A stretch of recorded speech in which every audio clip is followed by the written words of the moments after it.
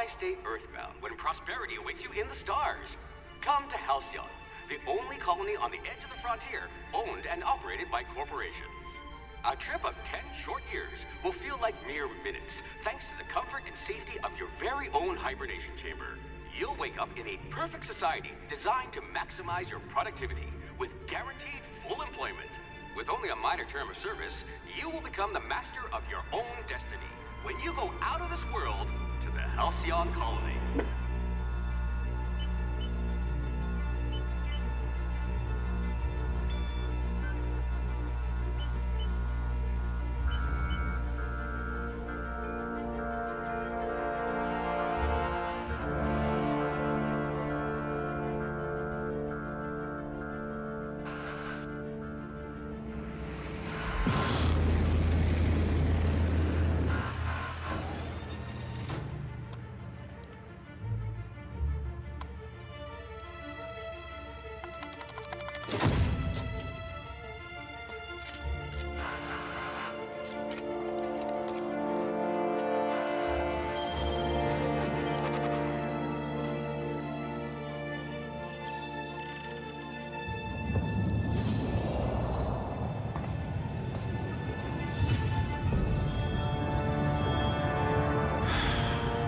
Hundreds of thousands of colonists left adrift out here forever, just to keep from damaging the board's bottom line.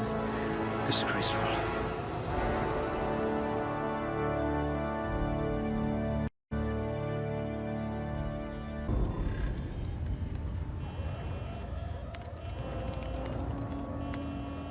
Looks to be your lucky day, my friend.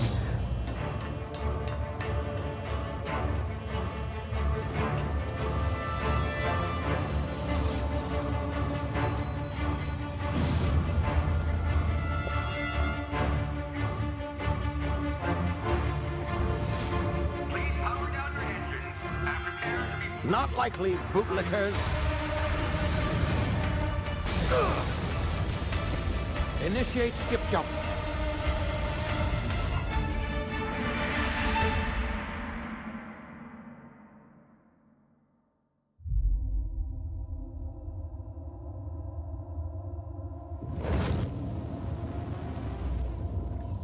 Status.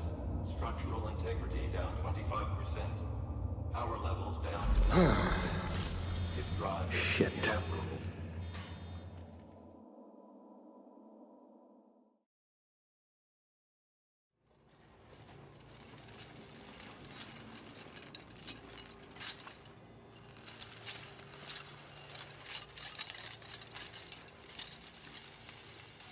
Ah, there you are.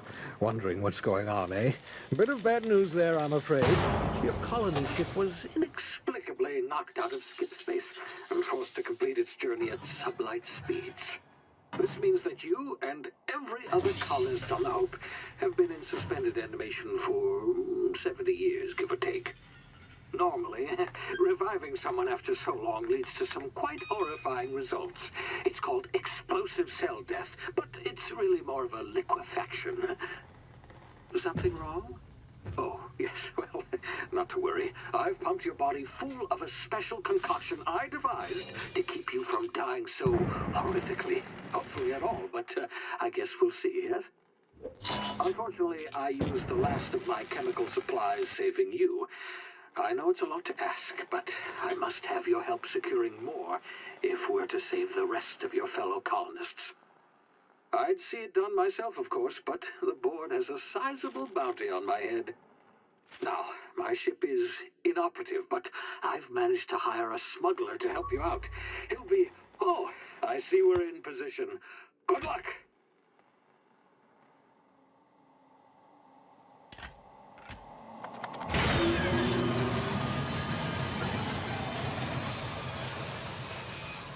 You hear me?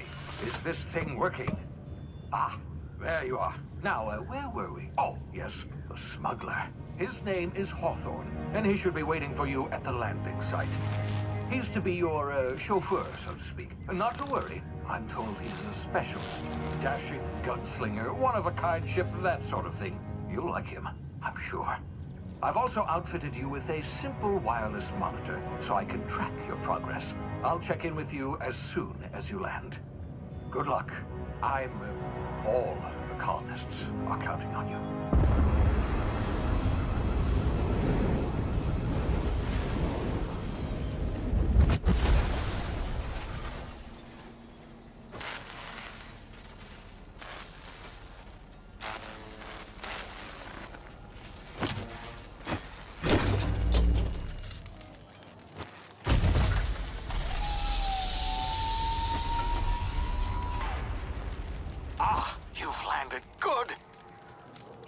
Should be close by. What in law's name? Is that him? Oh, that idiot. I told him to plant the beacon and move away, not stand there holding it. Oh well, no sense in letting his ship go to waste. Hawthorne won't mind you taking his ship. Better you than the board, huh? Not sure I trusted the fellow. Might have gone after the bounty on my head. Shame about the whole squashing thing. Nasty way to go.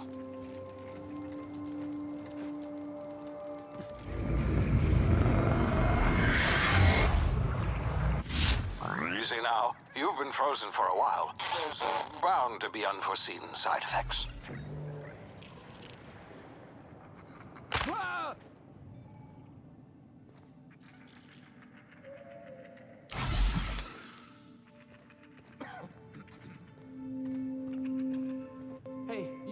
Come here. You've tried the best now. Now try the rest. Spacer's choice. Oh, wow, that stings.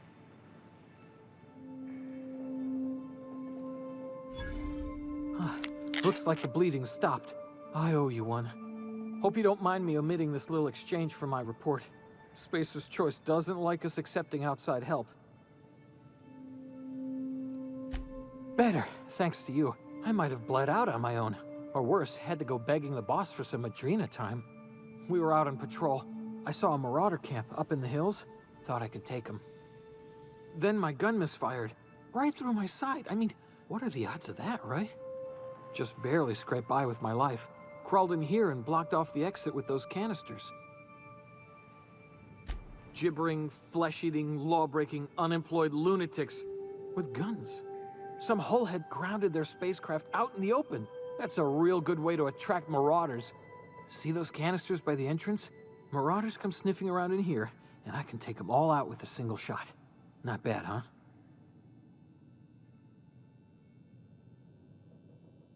Yeah, okay. You look like you know your way around a gun. Got some spare ammo, not counting the bullet in my side. Here, you can have my saber too, for patching me up and all. All Spacer's Choice weapons are now 30% less likely to malfunction. You've tried the best, now try the rest. Spacer's Choice. Yes, nailed it that time. You hit your head or something? You're in Emerald Vale. We're a Spacer's Choice community. Edgewater's a little ways down. Prettiest place in the Vale. Be sure to stop by a provisioner's for a can of our famous salt tuna. The Hope? Is that some sort of fancy new drug? Are you with Auntie Cleo or something? Don't take this the wrong way or nothing, but I'm not allowed to fraternize with Cleo workers. Company policy.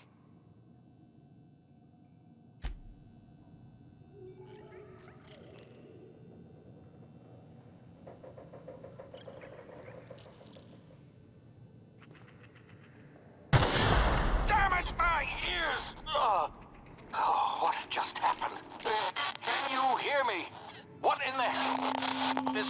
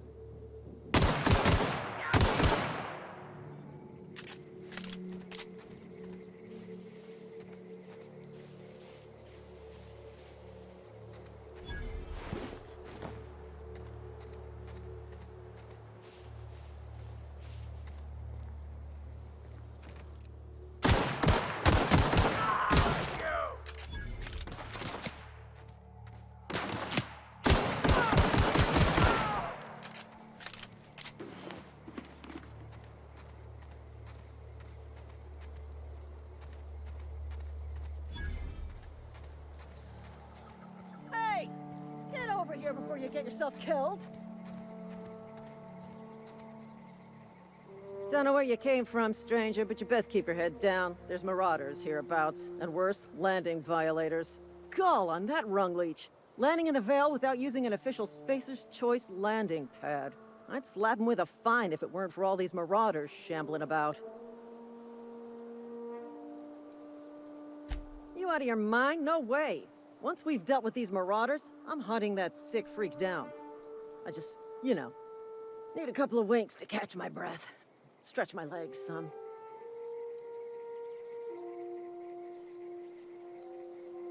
Well, sometimes. Management's real good at cost-benefit analysis. But, seeing as I'm the acting manager in this situation, you know what? You're right.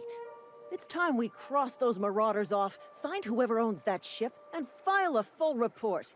Then it's gonna be fucking laminated. Here we go. I'm gonna get in their face!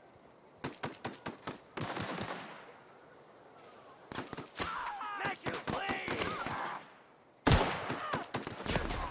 I'm out! Reloading!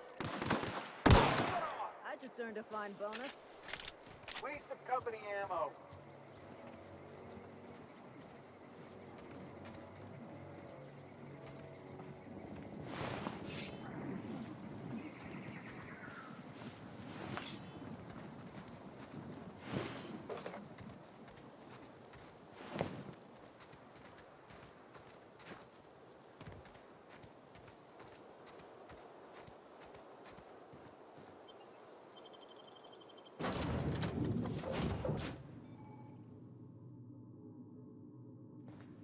Please be informed that this vessel contains no valuable plunder. Marauder, please be informed that ignoring me is dangerous for your health.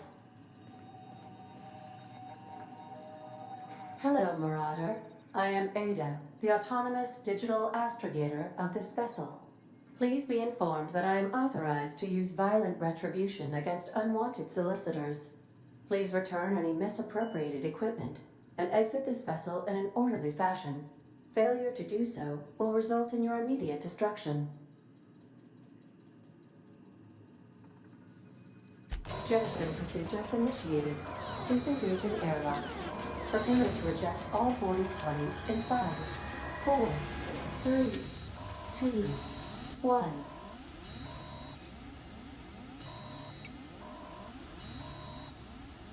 You are still here. My deception protocols have failed. I have been programmed to express disappointment.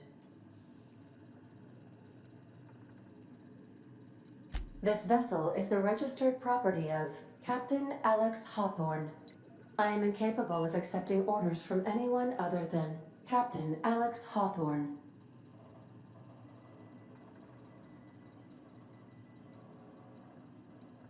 I deduce from the tone of your voice that Captain Hawthorne failed to meet you at the designated location.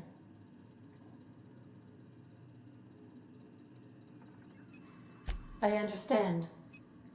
I will require some time to process this information.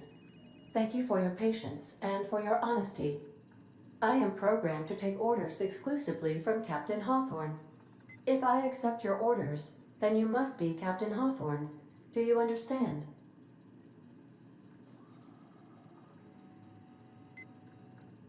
Well done, Captain Hawthorne. I see your powers of deductive reasoning remain intact. Unfortunately, our engine is currently inoperable. Our main drive suffered a critical power failure, and we were forced to make an emergency landing. The main drive's power regulator has been irreparably damaged and must be replaced.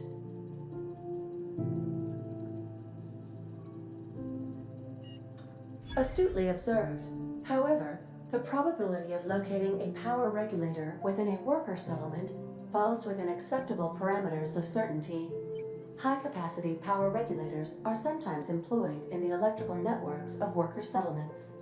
I have taken the liberty of printing you a new Captain's Identity cartridge. Please try not to lose it this time.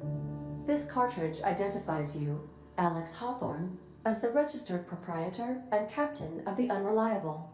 Do you understand?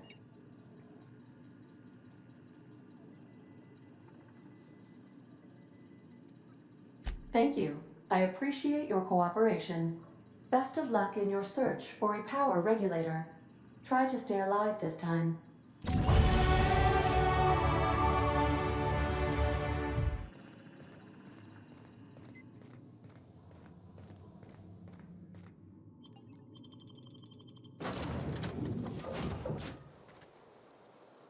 Say, this wouldn't happen to be your ship, would it? Because you sure walked in it like it was your ship.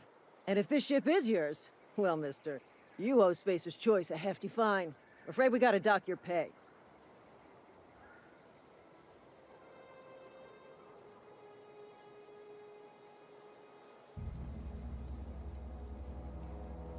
Oh, by the law. I'm so sorry. I had no idea we had an inspector coming. If you'd like to speak with my manager, I report to Constable Reyes in Edgewater. Edgewater's not too far. Just follow the road east of here, over past the cemetery. Now, if you'll excuse me, I need to inspect the crime scene before I make my report.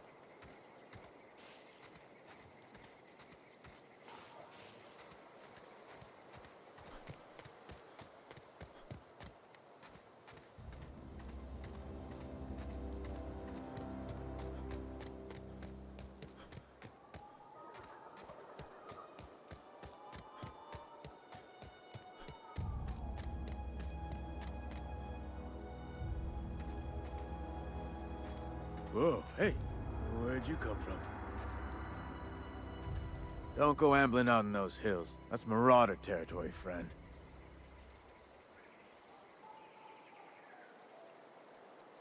You talk too pretty for a marauder. Most of them just grunt and yell. Ain't safe out here. You'd best head into town. Avail yourself of Edgewater's high walls and low prices.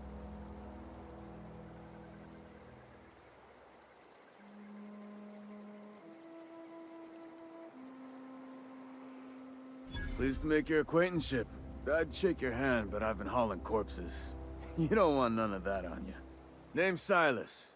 Junior in humor for the town of Edgewater. We're all part of the Spacer's Choice family.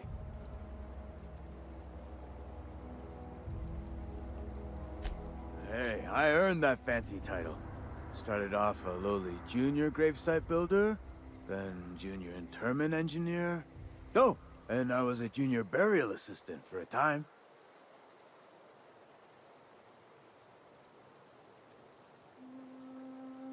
The rate I've been working, I'm bound to earn a promotion. Must be about 50, 60 burials away from associate in humor.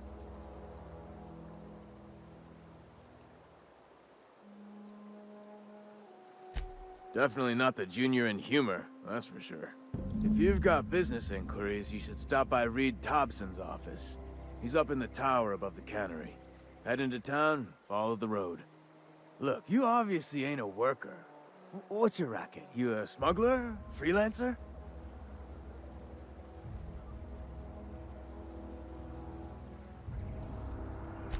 Got a knack for being discreet-like?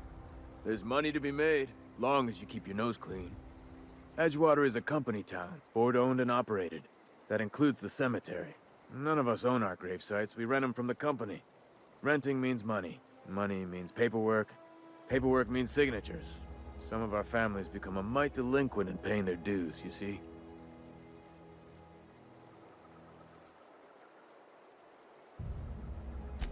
Four workers still haven't paid up. Phyllis, Conrad, Ludwig, and Martin Abernathy. He's a special case. You may want to twist his arm a little. He just is. Look, I don't want to get into it. Just make sure he pays up.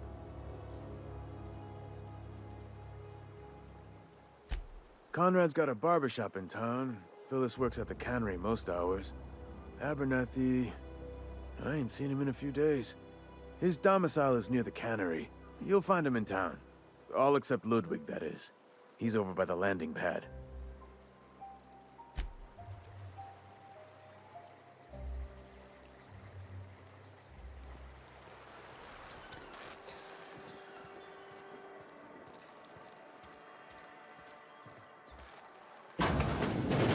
Yes, Mr. Thompson.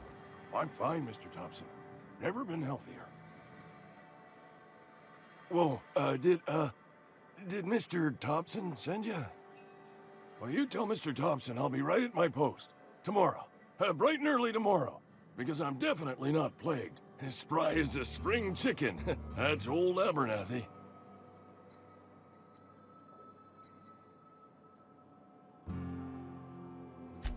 And what are you doing here? Visiting? Well, let me give you the grand tour. This here's my domicile, and there's the door.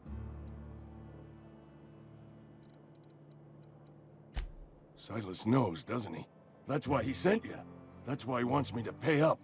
He knows.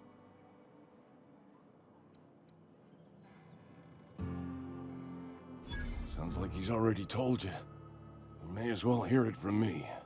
I'm dying. I'm not long for this world. The date of my expiration is fast approaching, and soon I shall be ushered through the great cannery in the skies. It's plague. Has to be. Silas knows. He knows I got one foot in my grave, and now he wants to charge me for the other one.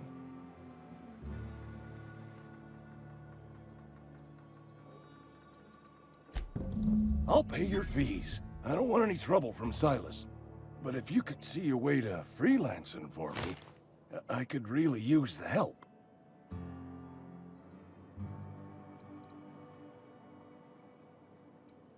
Couple hours out of your day and some light second story work, that's all. There's a cache of anthracillin tucked away in the old community center. Powerful stuff. Stronger than what we got, anyway. I need you to break in, nab that medicine, and bring it back to me.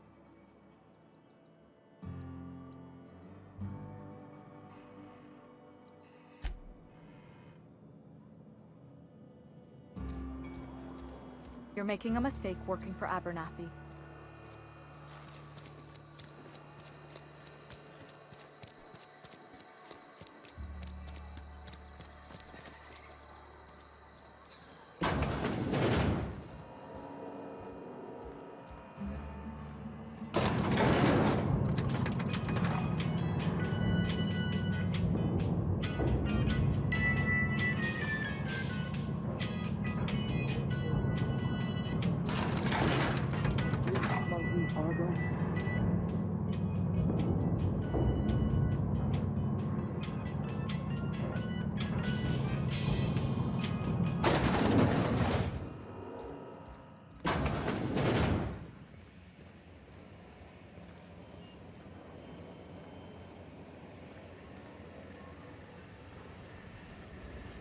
You the new worker?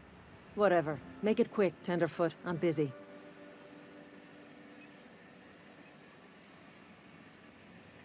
Shit. Silas still on about that. Here, take the fees.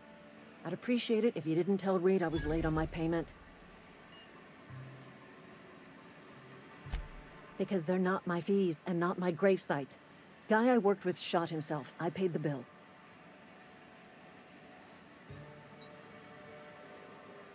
If you're not familiar with board law, you ought to be. Law requires delinquent gravesite fees to be paid by the deceased party's closest living relative, which meant me. Shame, though. Eugene was a good worker.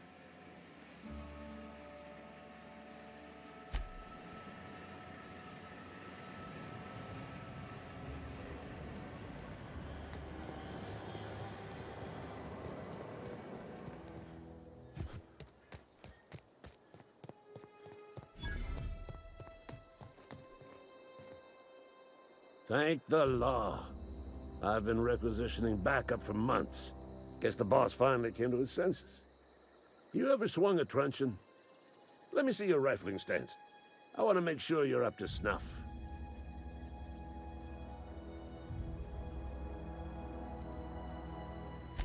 I told Silas I'd pay my dues if he agreed to join the resistance.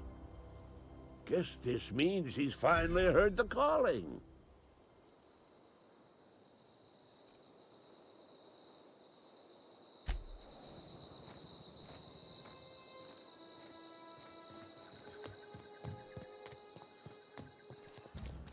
Something got you down?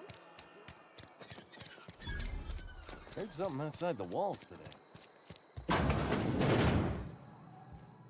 Please don't touch anything. Your hands are probably crawling with germs. Physical hygiene recapitulates moral hygiene. Cleanliness is next to lawfulness.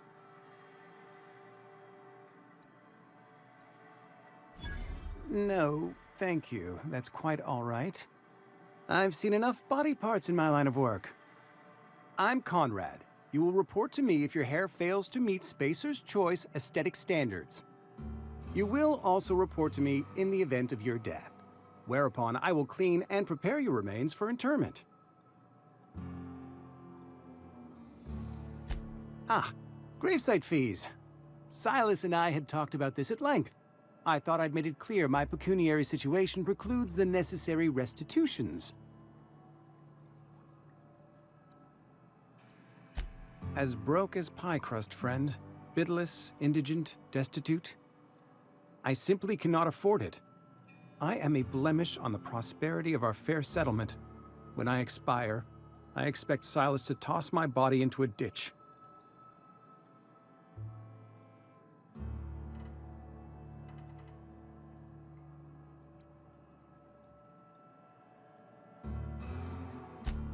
Edgewater is built on the discipline and sacrifice of its people. Say what you will about our town, but we all pull together. Tell Silas I can't afford to pay, and that I fully expect to have my medical rights revoked for this dereliction. With my apologies.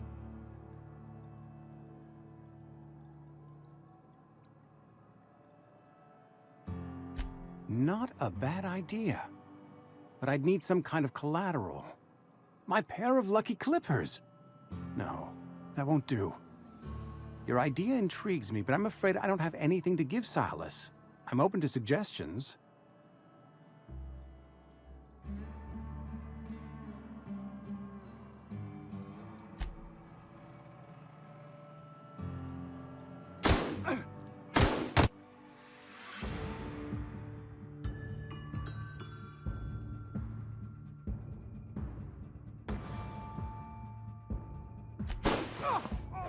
Fire!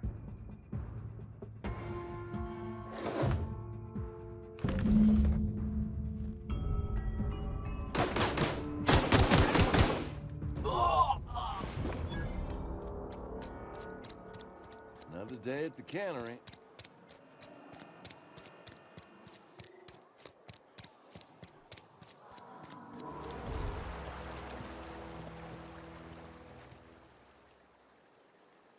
Fancy threads. That some kind of hibernation suit? You run into any trouble? Reliable work from a freelancer. That's gonna take some getting used to.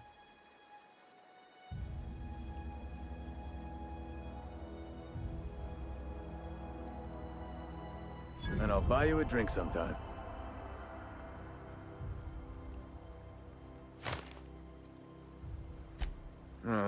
Suppose you've earned it. One good turn deserves another.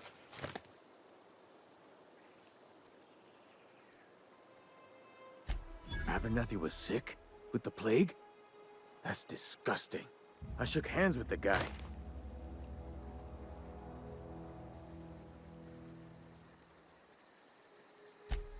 What? No. If I knew he was sick, I would have had him reported. I needed his fees because of his name. A, for Abernathy. He was at the top of my list, you see?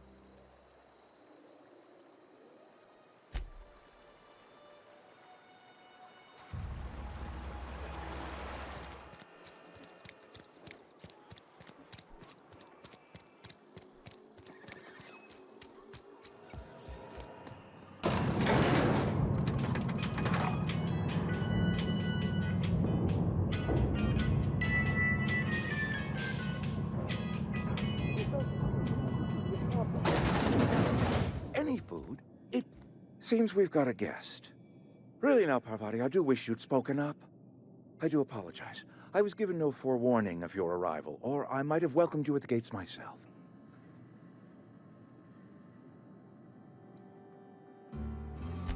I'm Reed Thompson, Outpost Administrator. I cannot help but notice you are not in uniform.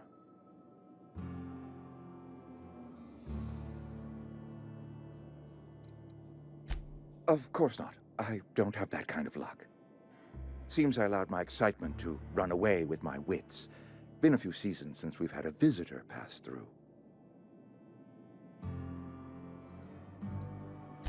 Only regulator we've got is hooked up to the town transformer.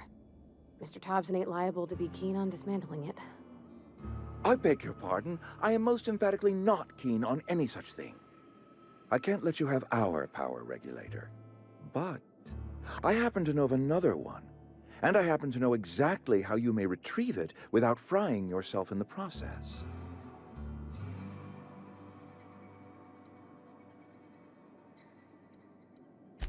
My proposition benefits the both of us.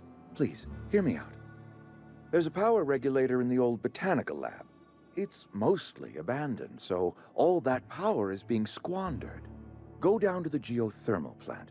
Reroute power from the botanical district over to us. Once their power's shut down, you can have their regulator and be along on your way.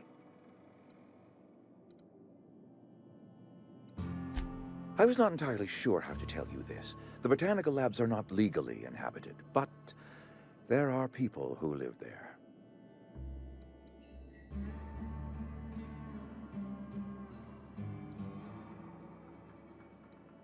The people living in the botanical labs, they're deserters, former workers. I need them back at their posts. I need them to come home.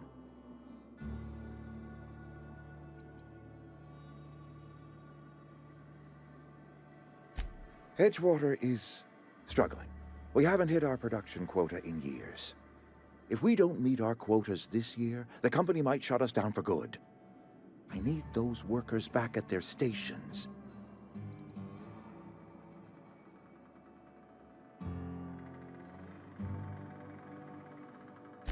Neither do I. The fault was entirely mine. I pushed them too hard. My hope is that by cutting off their power, you will convince those deserters to come back to town. Before you go to the plant, I want you to stop by the botanical lab. Speak to their leader, Adelaide. Tell her the power's about to go, and that it's time her band of deserters came back to town.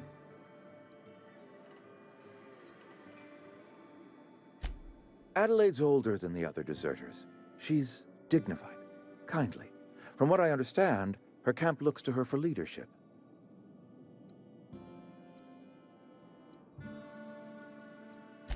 That reason was me. I asked too much and pushed too hard. But I am ready to make amends if they are willing to return to the fold. We belong to one community, the Spacer's Choice family. If we dissolve into factions, then we will all perish separately. Adelaide will understand that. Of course, I understand completely. Here, let me give you the passcode to the geothermal plant. A sign of good faith, for so politely listening to me as I ramble on. Are you setting off for the Vale? Because I know my way around. I mean, in case you want a guide. I mean, if that's all right with you, Mr. Thompson. Sir.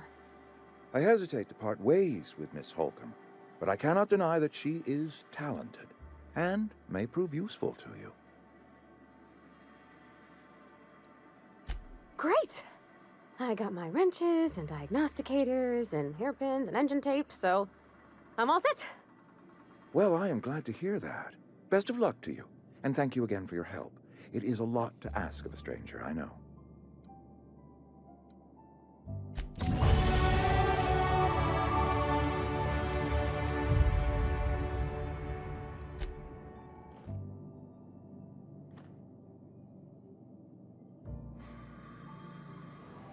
Can we talk? Sorry. You just want to get out of here. And you likely don't want to tag along like me. It's just, Mr. Thompson has his own view on matters, on account of it's his job and what all, but that's not the only side of the tale. To Mr. Thompson, a person's a gear. It does its job quiet-like. If it squeaks or stutters, it gets replaced. The deserters are decent folk. I knew some of them before they left.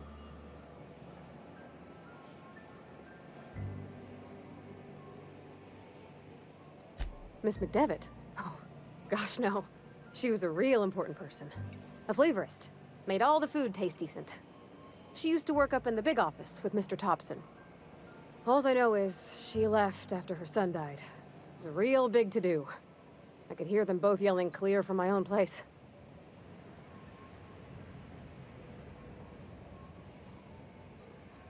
Can't say as I know. I wasn't there. The sound carried, but not the words. If Mr. Thompson ain't of a mind to tell you his own self, you'd best ask Miss McDevitt, if you can get out to her.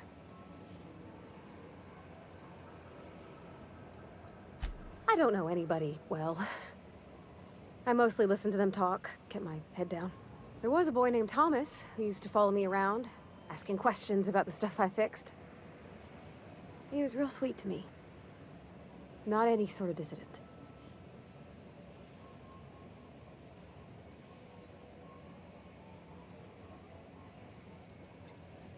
Mr. Thompson's aiming to take away their power. They'll have no lights to see, nor heat to cook. They'll be at the mercy of marauders, or worse. It don't seem right to me, mister. I think you should talk to the town's vicar about it. Max, his name is.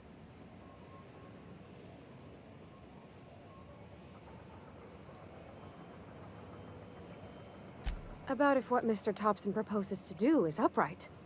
Leaving Miss McDevitt's folk to their fate. Their neighbors. Kin. And maybe he can think of something else to try. Something we ain't. He used to go walking outside town. Maybe he found something that'll help. It's just an idea. That's all. The mission's on the east side of town. You can't miss it. On account of it being the only clean thing. Thanks, mister. I just think when you gotta make a decision that'll hurt somebody, it's best to think on the right and wrong of it. That's what my dad used to say anyways.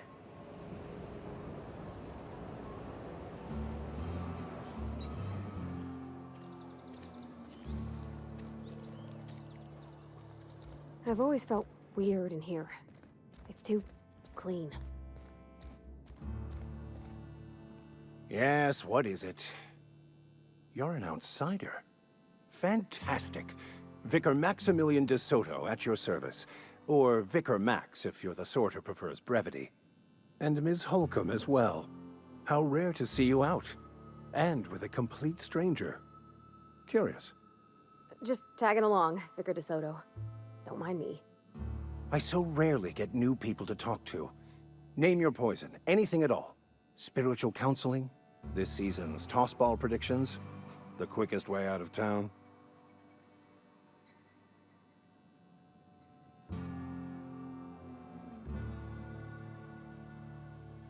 What? I thought you would talk to him. You wanted to speak to me, Ms. Holcomb? Every time I've tried to engage you in conversation, you look at the floor, answer in single words, and slink away. I can't imagine what would be so grave as to drive her to my mission. What has Mr. Thompson asked you to do?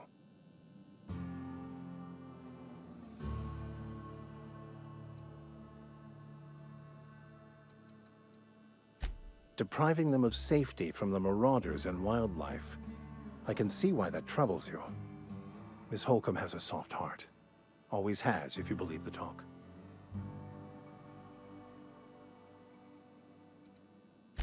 They rejected the order of society and live beyond the walls so thoughtfully provided by our Spacer's Choice patrons. Does that strike you as a responsible life choice?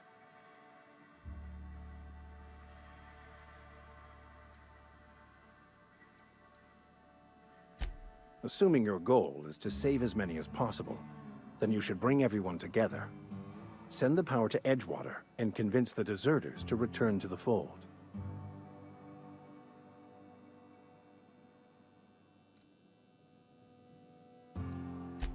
If it were as easy as a few soothing words in the right ears, I'm sure it would have been done already. Consider it a challenge. If you don't mind a bit of unsolicited advice, be cautious on your way to the geothermal plant. It is not as safe as you might assume.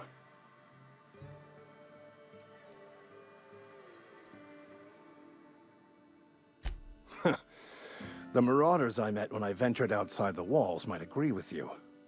Bastards snuck up on me while I was dutifully hunting for a banned book in a collector's library.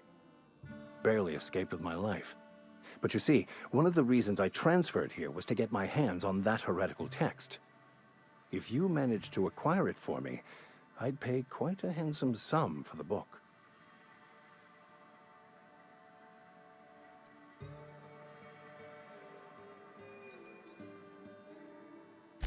What?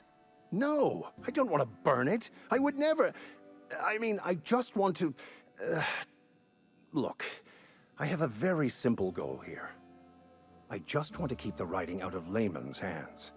It wouldn't do for such information to fall into public consumption.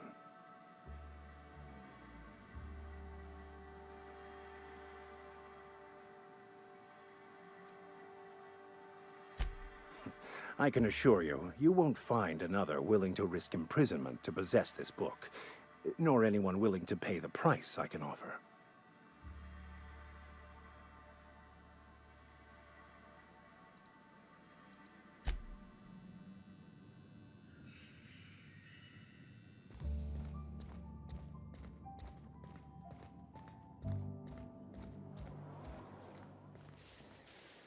Okay, keep him quiet.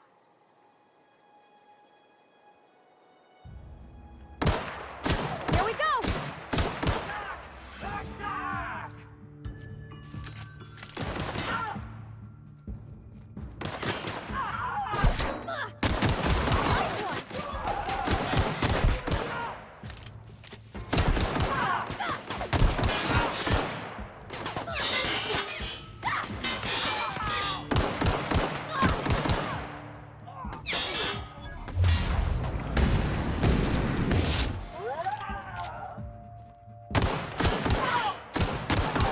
Everyone all right?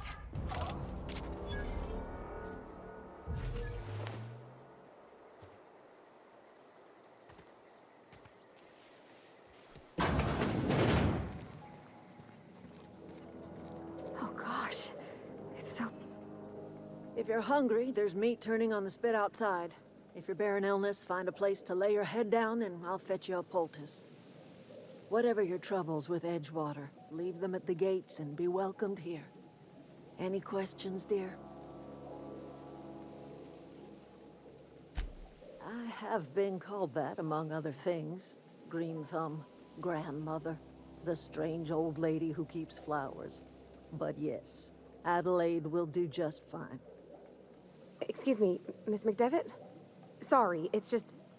You got such pretty trees in here. Why, thank you. You're Robert's girl, aren't you? I remember when you were but a sprout. Thomas speaks of you often. Are you staying long? You should try some of my tobaccorn tea. I brew it in an old spittoon, but it's been cleaned.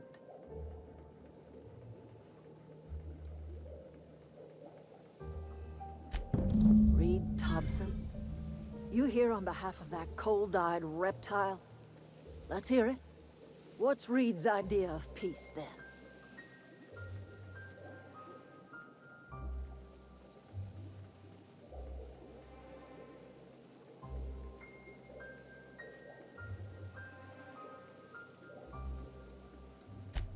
Make amends.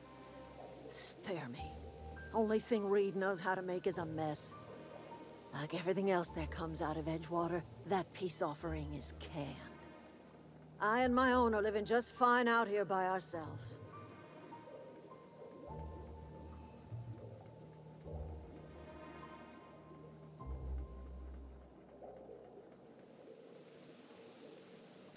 He would do such a thing.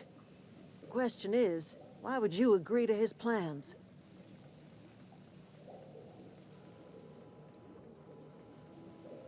Cannery's got a regulator. You want ship parts, you ought to rip him out of the cannery's guts and leave us be. If you're going down to the plant, you should divert power away from Edgewater and toward our end of the grid. Think about it. You'd be liberating an entire town from a lifetime of service to that odious cannery. Seems the sort of thing a hero would do.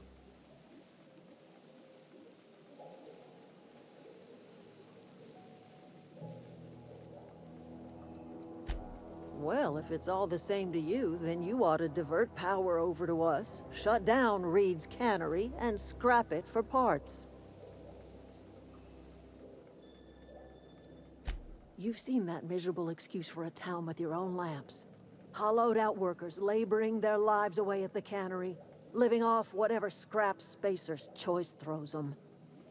You know that's true, don't you, Ms. Holcomb? Your father died of overwork. His heart gave out. He was tired all the time, sure, but he was old, ma'am, and he raised me all by his lonesome. Look what they did to this child. Lost her family to the company, and still she defends them.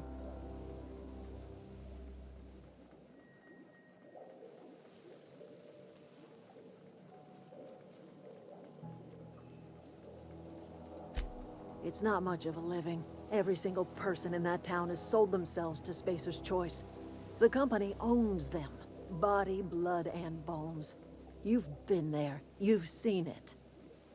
All anyone ever does is toil over a cannery. They give their lives for some heartless corporation, and then they're tossed into a Spacer's Choice brand cemetery.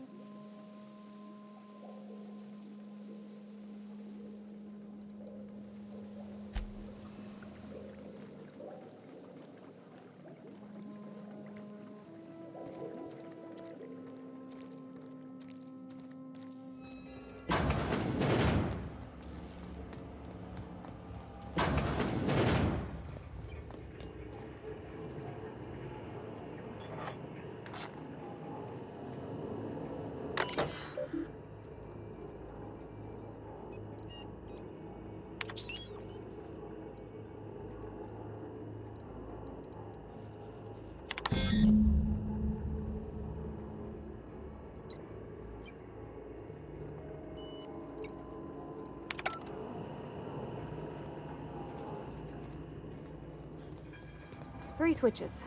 That'll be easy enough.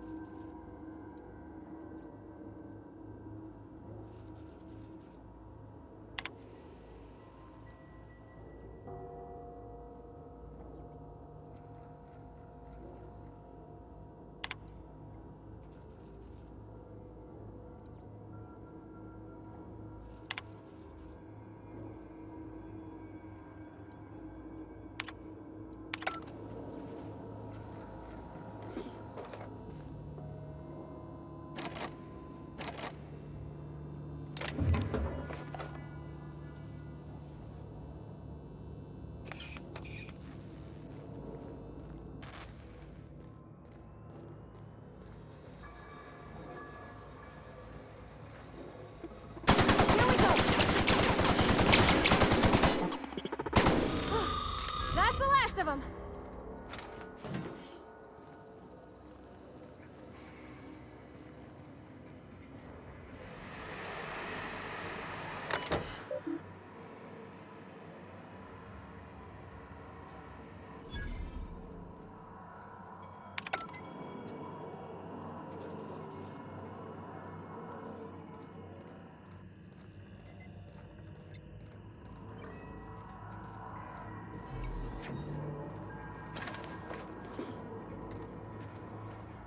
Want to go. If we send the power to Miss McDevitt, what happens to the veil? Well.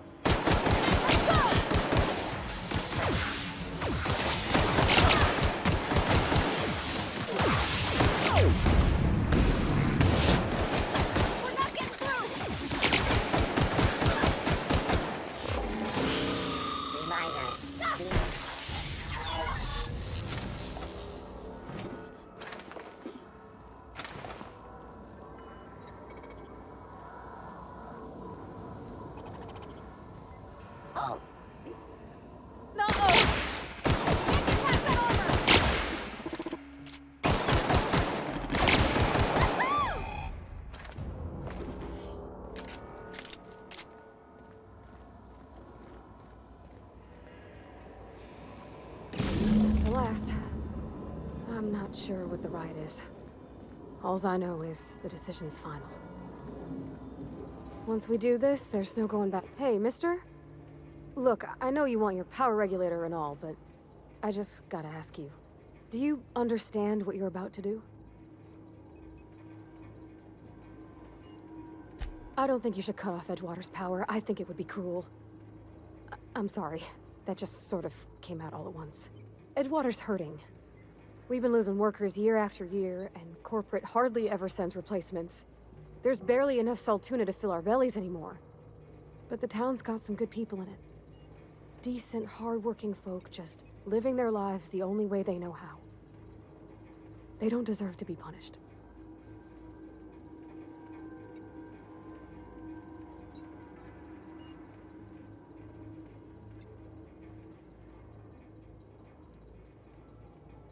Sorry, I didn't mean to babble on like that. I felt like I had to say something.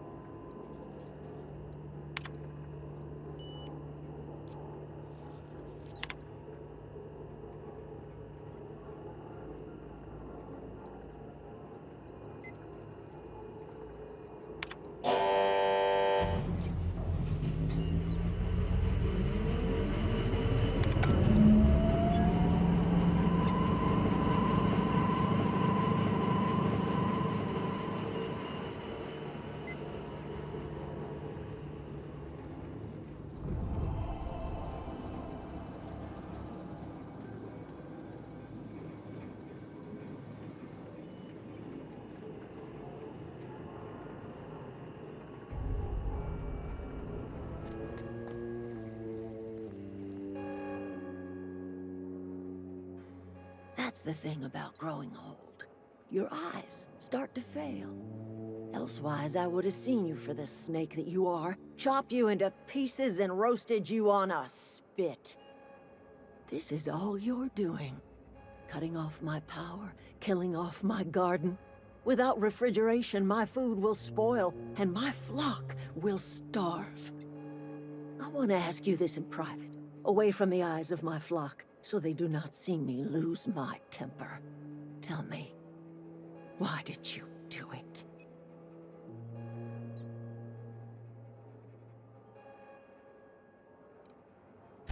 You killed my garden, destroyed my community, sentenced my flock to a lifetime of slavery in Edgewater for a power regulator.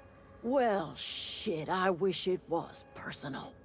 Go talk to Grace and Thomas. Look them in the eye and tell them their life here is over, and the only thing left to do is go back to Edgewater. This is now your responsibility. And you tell Reed Thompson that I will never return to Edgewater. I would rather die among my flowers than live under his management.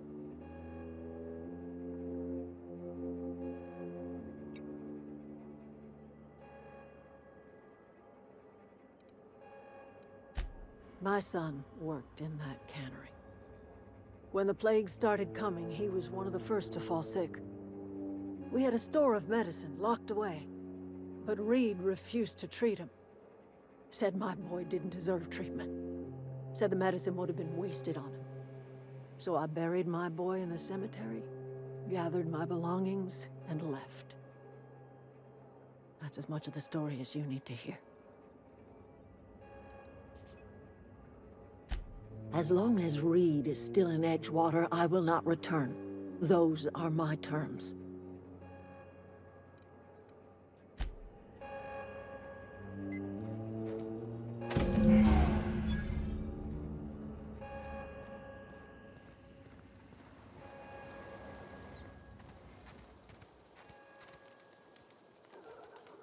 What happened? Sprat fell into a transformer again? I know, I'm trying to think. Food's bound to spoil at this rate. Battling. Marauders can't see us in the dark.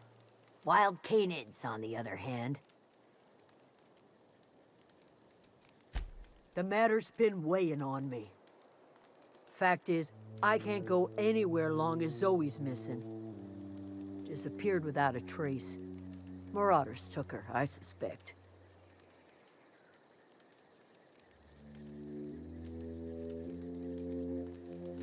I've crossed off my share of marauders. This ain't about them. I go looking for Zoe, I leave the camp undefended, seeing as I'm the only one of us who knows her way around a gun. Hence my dilemma.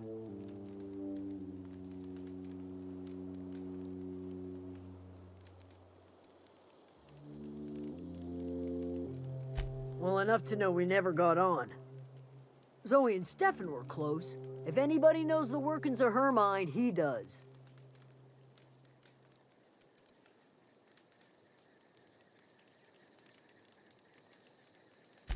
Vex me. If she told anybody, they ain't telling me. I'd check her room, but I got yelled at for snooping once already.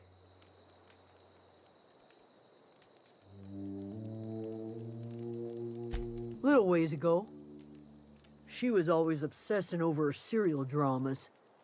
Wanted to see what the fuss was about. Could be. Dangers aplenty out there. No telling why marauders would steal somebody like Zoe. Got no useful skills far as I could tell. Marauder gang just moved into the districts a little ways east. Their numbers are growing. Gotta come from somewhere. It's not like Zoe to go wandering. Figured she might be out scavenging, but that ain't exactly her talent. Can't imagine where she's gone. Vale's a wide place. She could be anywhere.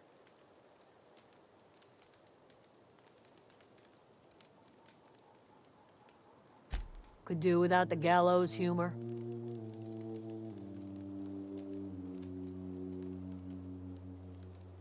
I'll tell you what I can. What is it?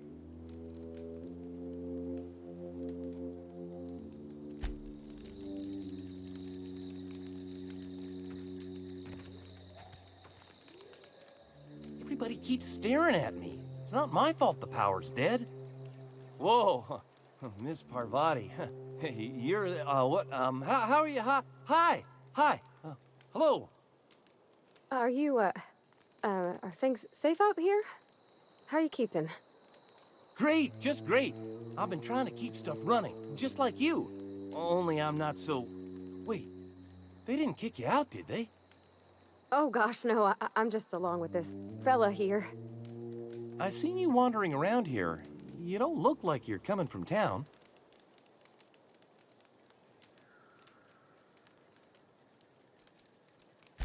Well, what I meant was you're reasonably well armed and don't look stricken with plague. Sorry, I just wasn't sure if you were from town or if you were one of us. Something's been chewing at me, you see. Fact is, I've been, well, lying. To everybody here. Camp thinks I'm a mechanical genius, but I couldn't fix a busted chair.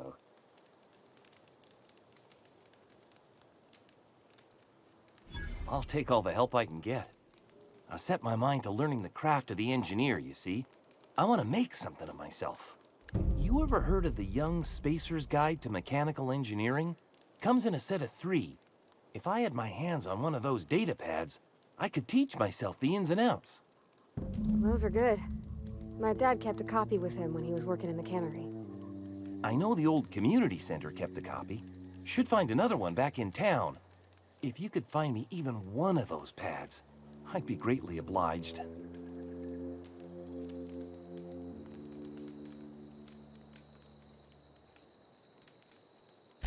I appreciate you hearing me out, at least.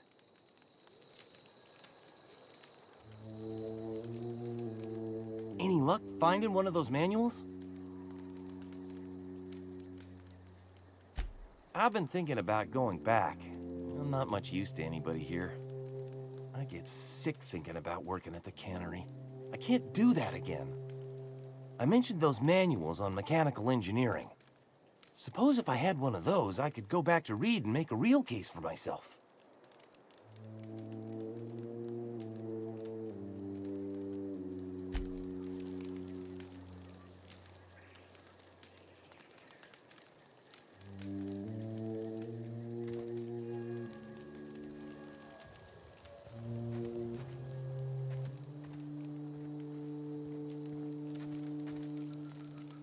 Don't see why Thomas can't just get the generator up and running. Something I can help you with?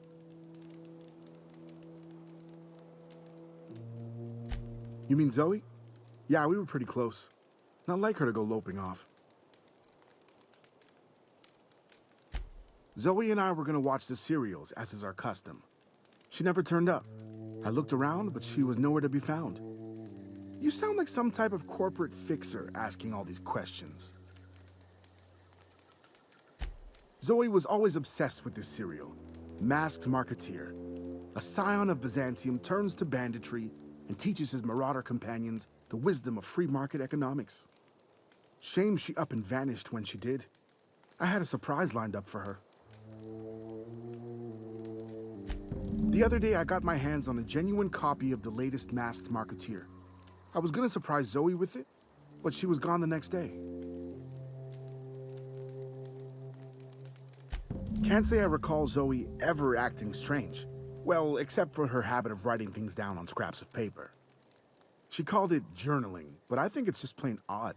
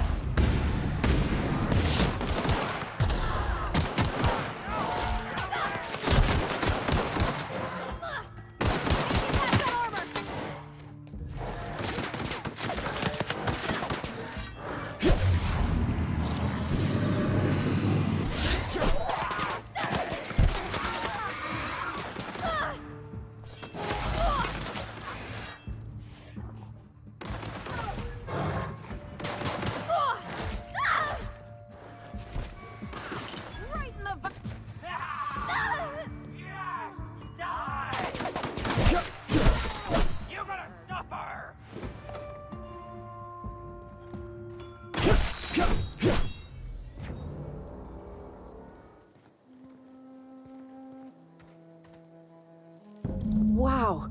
You crossed them all off, like some sort of heroic accountant running down a list. Teach me your ways.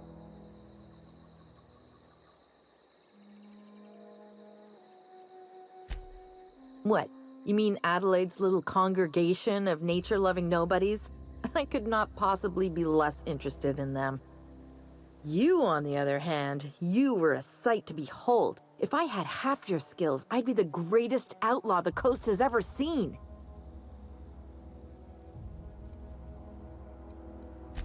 Why? Adelaide wants me back on garden duty or something? Thanks, but I'm not going anywhere. This is where I belong.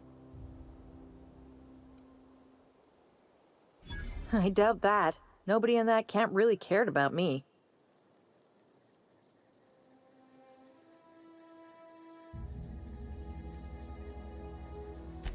Yeah, I suppose you're right. Also, he could carry on a conversation, unlike these hooligans. I'll take my stuff and head on back, I suppose. Grace is gonna be glaring knives at me, so I've got that to look forward to.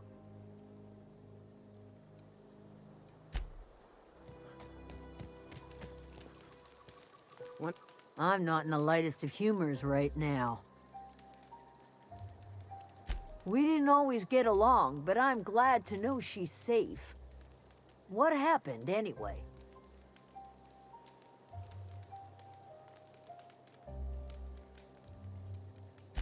You pretty much did my job for me.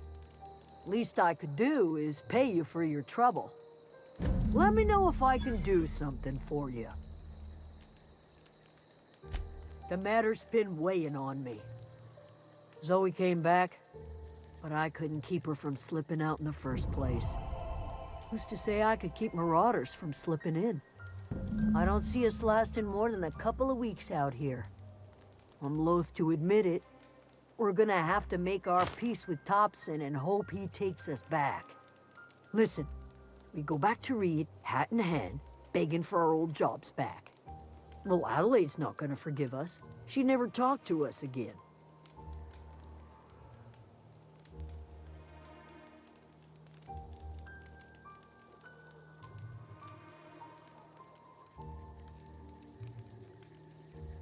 You better be sure about this.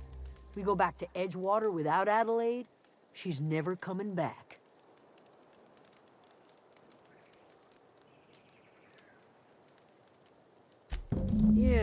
Yeah, you're right.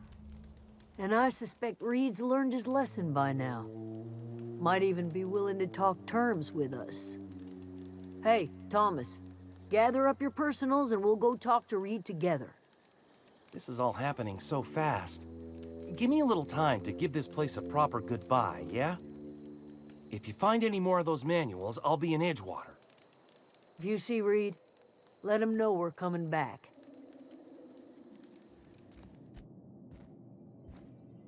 This is a fine day, friend. Power flows through our town like a cool stream of water.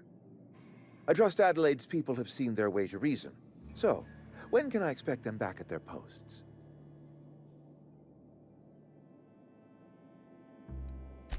That's good enough for me. Adelaide and I have a history. Was unlikely she'd ever come back. But hope springs eternal. We are in your debt. I am authorizing you for a discount on all official Spacer's Choice products, courtesy of the people of Edgewater.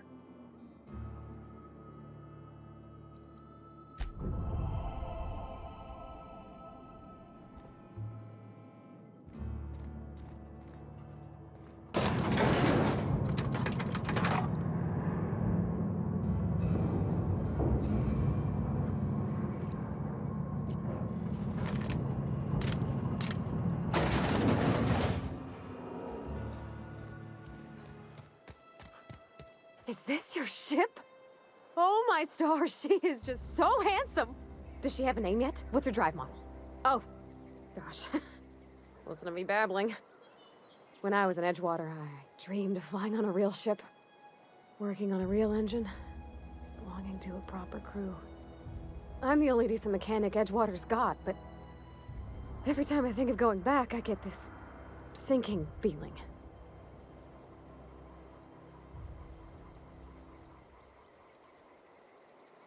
Well, it's kind of you to say that.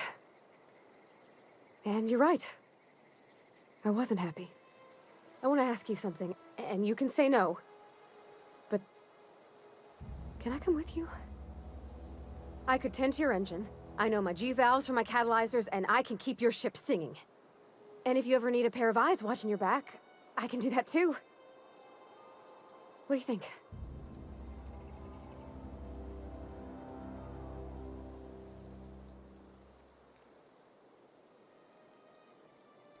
Yes! I mean, thanks. You won't regret this, mister. Captain. I can call you Captain now. Ha!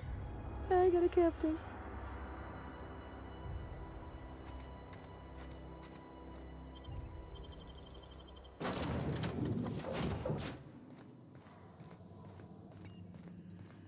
Captain, I have detected that Edgewater's power supply is now optimal. I applaud your willingness to invest your time in the local community. What can I do for you, Captain? Do you know how to install a power regulator?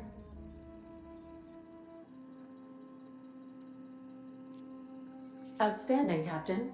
Your aptitude for engineering will prove invaluable in the event of another catastrophic engine failure. Our engine room is located behind you. Across the cargo bay, up the ladders.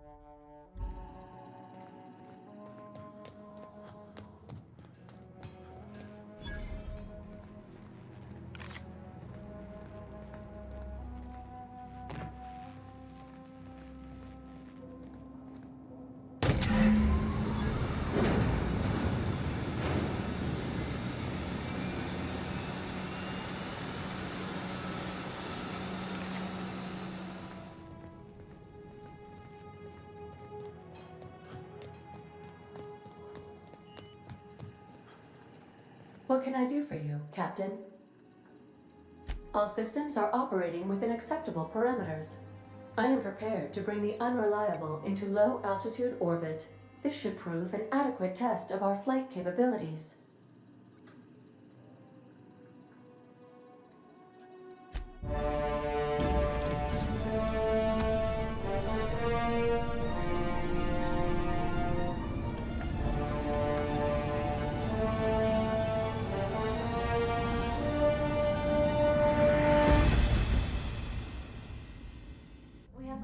Communication request from Dr. Phineas Wells. Aha, there you are. Hale and hearty, and captain of your own ship. I see you're putting the unreliable to good use. Shame about her former captain. Horrible way to die. How are you feeling, by the way? I lost track of you in that cave back there. Experiencing any, unnatural drippage? Perfectly normal side effect of thawing, I assure you.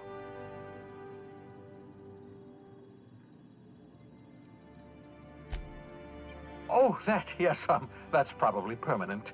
I wouldn't worry about it, though. I'm sure you're fine.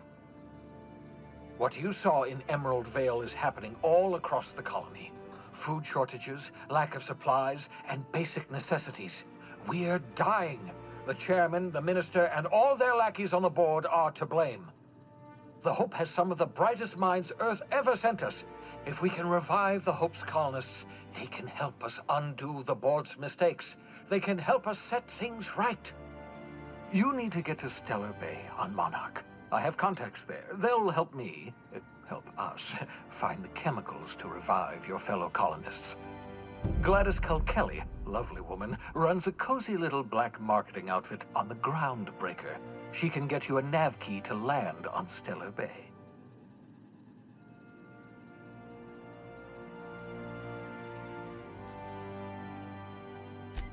Strictly speaking, Monarch is a moon, terraformed badly, and almost completely lawless. You'll love it. Captains don't fly their own ships, you see. Your navigation terminal handles the, navigation. Think of a nav key as a set of flight instructions. The board's been confiscating nav keys for Stellar Bay, so we must rely on unconventional means of acquisition. Hence, Miss Gladys Kilkelly.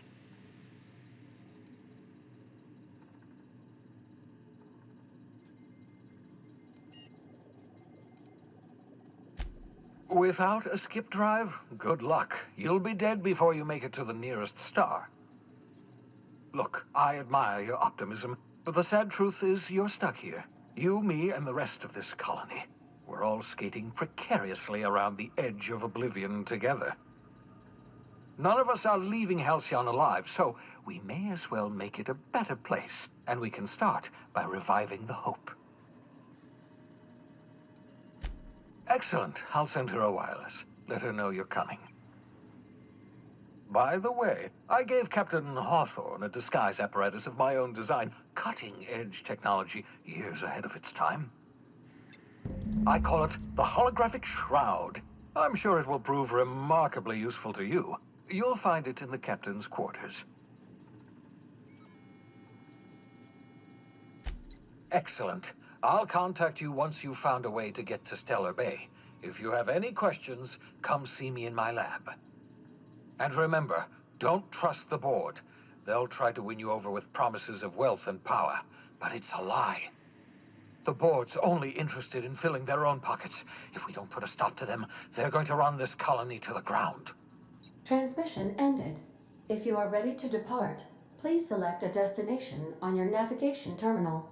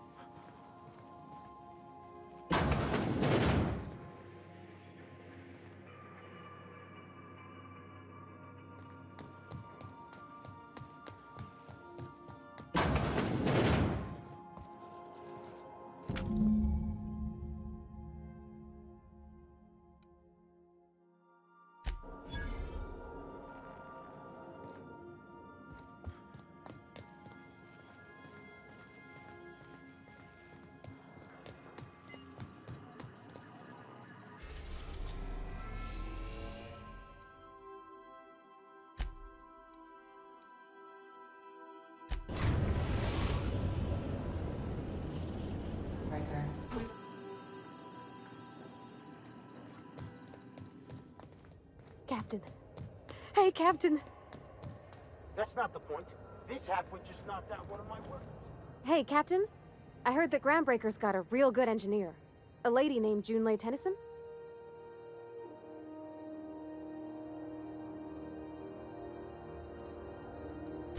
I was thinking that maybe I ought to meet her. If you got time to swing us by, I mean. I don't got much experience fixing actual spaceships. I bet you a can of Borston beans she could teach me all manner of stuff.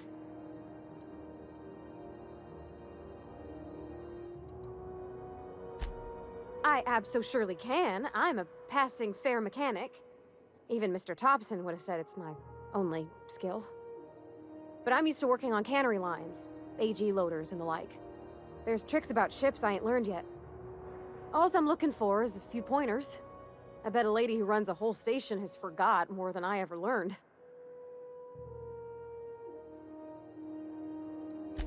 Thanks, Captain.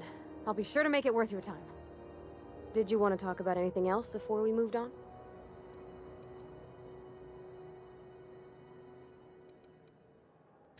That's on account of how I never met her. It's hard to miss what you never knew. I don't ponder it over much. She was in another division of the Spacer's Choice family. She worked in the Vale a few months, sorting the cannery computers. Her contract said any kids she had, expected or not, belonged to her office from the time of conception.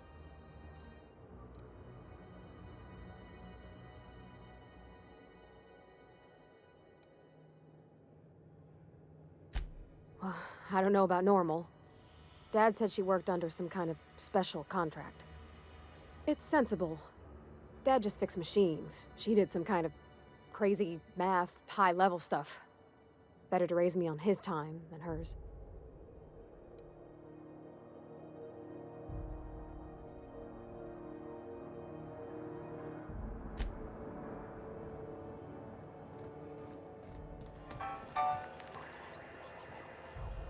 Identification, please. Captain Hawthorne, you said. Let me apologize in advance. I'm about to ruin your day. According to your ship's record, you've been flagged by the board. Your ship will be impounded until such a time as they see fit to lift it. But we've hardly been out of Edgewater long enough to get in trouble. Now, hold on. This isn't the end of the world. Probably.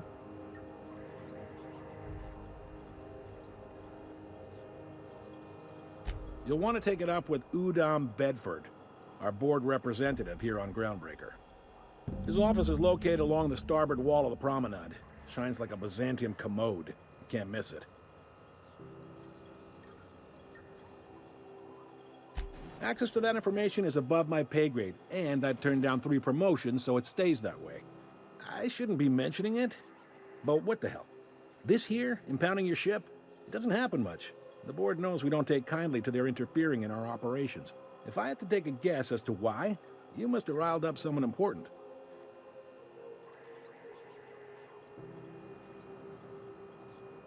You take the starch out of them, well, you won't hear any complaints from me. Oh, and if you're headed that way, would you mind doing me a favor? Wanda Dorset over in sickbay, tell her the shipment's not in yet. It's not coming in anytime soon, and if she'd be so obliged to get off my ass about it. Much appreciated. Is there anything else I can help you with?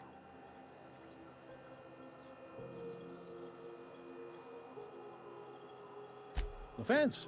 You'll find her in the rest and go, on your left when you enter the promenade. Make sure you bring an empty belly.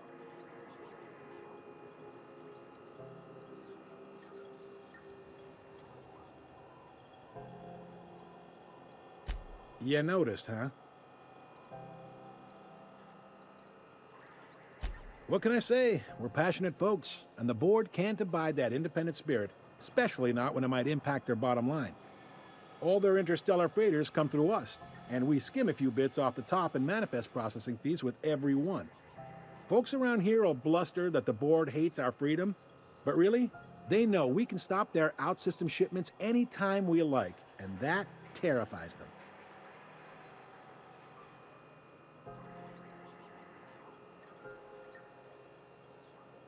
You sure you didn't just step off one of the interstellar freighters?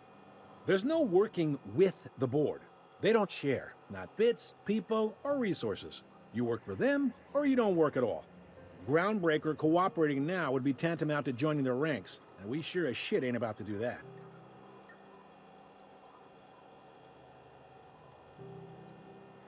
It's a delicate balance, right? We could cancel their freighters' docking privileges in retaliation, but where'd that lead us? They got assault cruisers, gunships, and a handful of mining operations at their fingertips. We push them too hard, maybe they decide we'd be better in 10 trillion little pieces.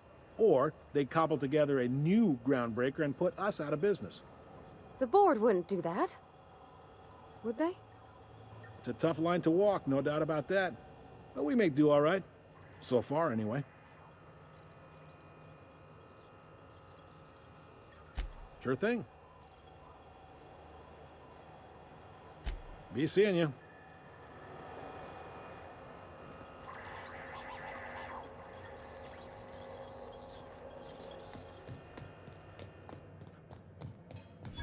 I picked up this weird signal the other day. It was coming from Monarch. Here we go. This is Halcyon News. We interrupt your regularly scheduled...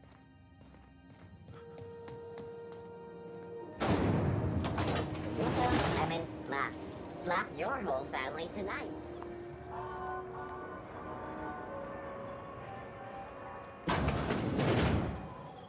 Ooh, can we rent an upstairs room? Bless my heart. A stranger come knocking on a poor old woman's door. You here for a particular reason? Or did the neighbors tell you how good my sugar cookies are? Made without a single natural ingredient, or an oven. Just like store-bought.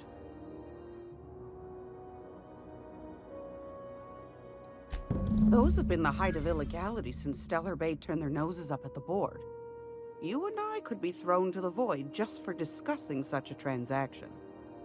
Lucky for us, Groundbreaker's a free port. We're outside of the board's control. For the time being, at least. Now, I only have the one nav key. And they're hard to come by these days. It won't be cheap. If you find yourself lacking in the bits, I might have an opportunity you'd be interested in.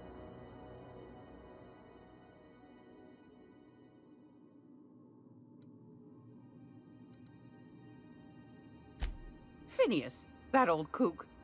He was quite the dancer back in his prime, did he tell you? Real light on his feet. Real light in the wallet, too. He still owes me a small fortune. Laws. Maybe I should charge you double.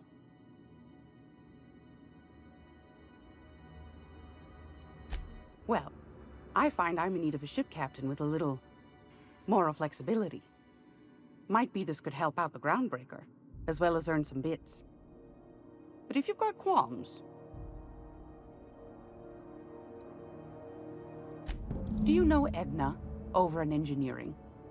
Sweet as a pea, that one. On occasion, she'll pass along transmissions I might find interesting. She sent me a recording of a distress signal she'd scraped from the Groundbreaker's comm array. Curious thing is, it came from an outpost called Roseway. And Auntie Cleo abandoned that place years ago.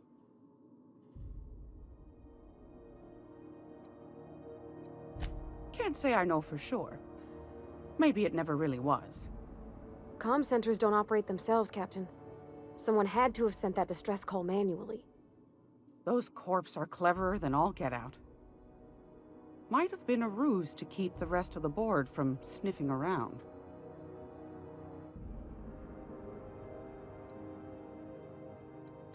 Edna didn't seem to think so, and I trust the dear girl's judgment. Well, maybe not in men, but she knows her comms. So, like as not, someone's been down there recently. And if someone set up shop in Roseway, I'd wager they got something to hide.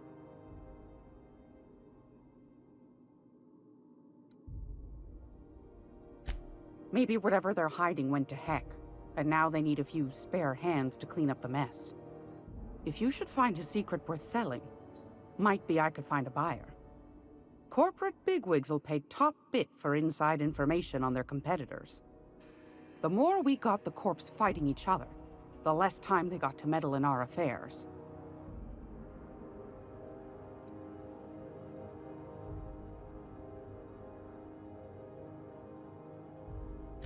My goodness, aren't you quick on the uptake? I like that. Should you find yourself responding to a certain distress call, and in so doing find yourself in possession of certain valuable corporate secrets, well, then we ought to have a chat over a pot of tea and my famous cookies.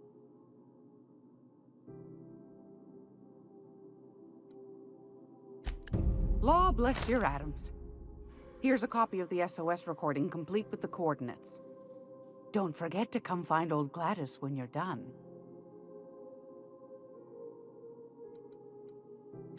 Anytime, sweetheart. You know where to find me. Here, take a candy with you.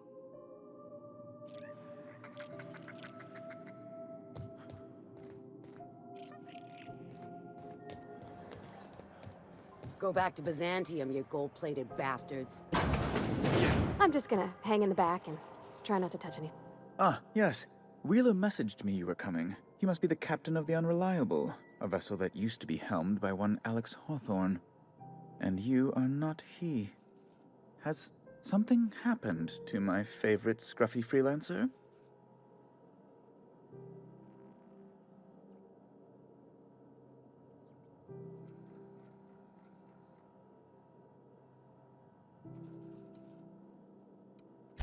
I impounded Alex's ship, not yours. Well, I guess it's yours now if you're captaining it. It's a game we play, he and I. I ask him to turn in Phineas Wells, he tells me he will soon. I impound his ship, he explains why he can't give me the info right now. I ask him to turn in Wells. Around and around we go.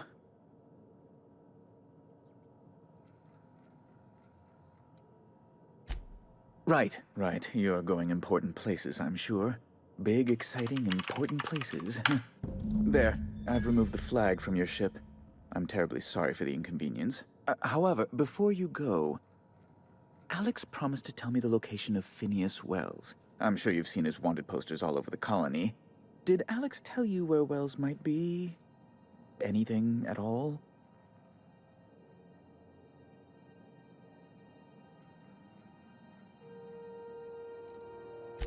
That's... well, that's just terrible news. Law, what am I going to do now? The board will have my head. Oh, I'm sorry. This is terribly unprofessional of me. Is there anything else I might help you with?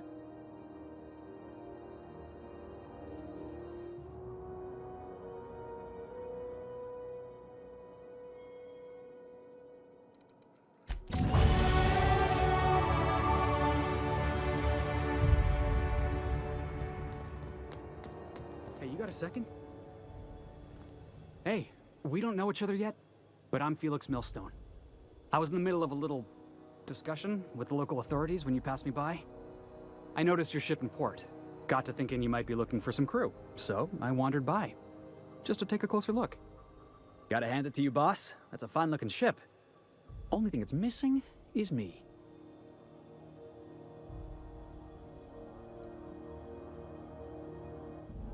Yes, I absolutely am.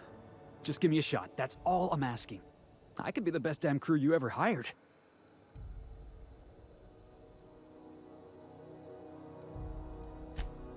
Wow.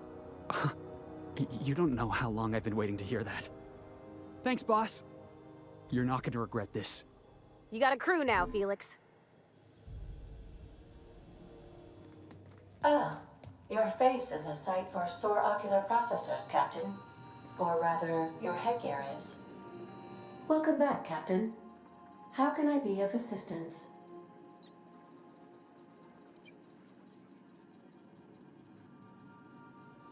Yes, Captain. Beginning playback now. There's viscera and death everywhere. Gunfire, gnashing teeth. The unemployed. For law's sake, if anyone's receiving this, please send help. What? No! Captain, we are now capable of accessing the Roseway landing pad. Also, corporate protocol requires that all distress signals include a list of key personnel for retrieval. The embedded names are Anton Crane, Vaughn Cortez, and Orson Shaw.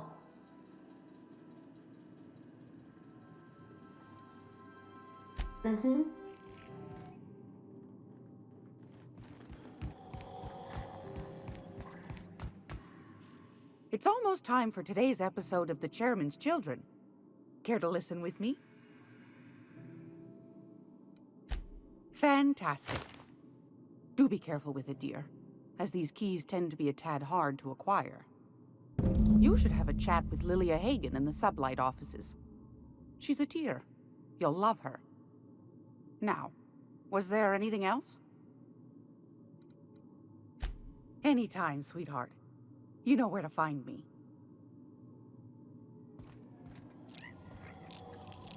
Welcome back. Do wipe the blood and space dust from your feet in the entry bay. Welcome back, Captain. Now that you have acquired a nav key to Stellar Bay, would you like me to contact Dr. Wells? Well done. You'll love Monarch. Exotic climate, violent native species, fascinating culture, really. You'll need to speak with Hiram Blythe. He's known as the information broker, and for good reason. If anyone knows where I can find those chemicals, it's Hiram. I need those chemicals to revive the Hope's colonists. They can help us fight back against the board. They can help us set things right. If we don't put a stop to the board, they're going to drive this colony toward a complete societal collapse. You'll see what I mean when you arrive on Monarch.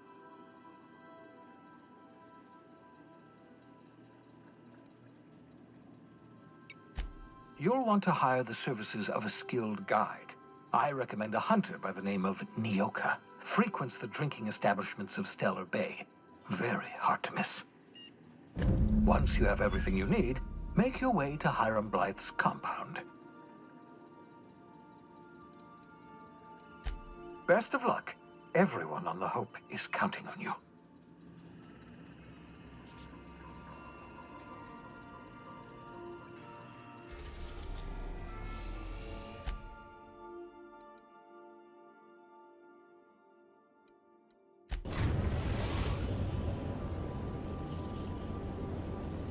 We are now in orbit above Stellar Bay, Captain. No blockade is a match for my piloting skills. Hey, hold on there. I gotta sign you in. Don't think I've seen you around. That means you must be new to Stellar Bay. You are new here, right?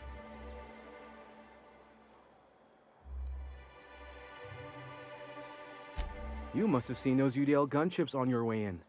There's only 3 of them these days. Still, they tend to scare folk off.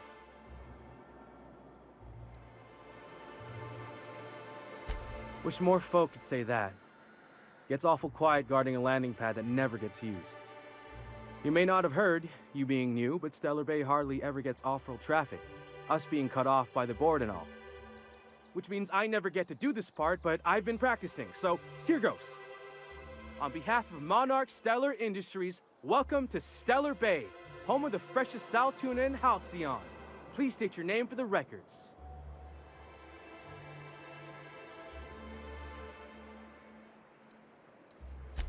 Swell. There's one for the logs. I'm even gonna give you your own entry code. I'm not supposed to do that. It's against procedure, but Mr. Sanjar isn't so strict about the rules here.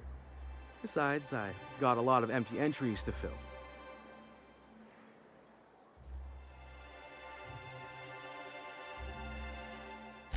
We don't get ship traffic in town. Only off-worlders who do make it out here are sublight. They got a base in Fallbrook. And thank the stars for them, or we would have run out of Rizzo's Purple Berry Crunch years ago.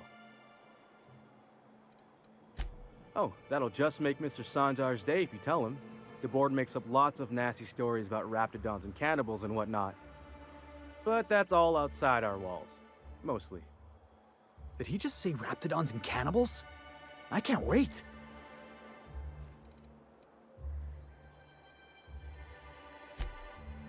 Oh, sure. They make Stellar Bay sound like a rotten place, but it's not so bad.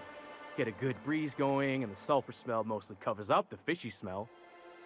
Anyway, Mr. Sanjar's got lots to say on that subject. Kinda goes over my head, though. Mr. Sanjar will be mighty pleased to meet you. If you see him over at headquarters, maybe you could tell him I did a bang-up job of welcoming you? Oh, and if you're headed that way, maybe you could do me a favor?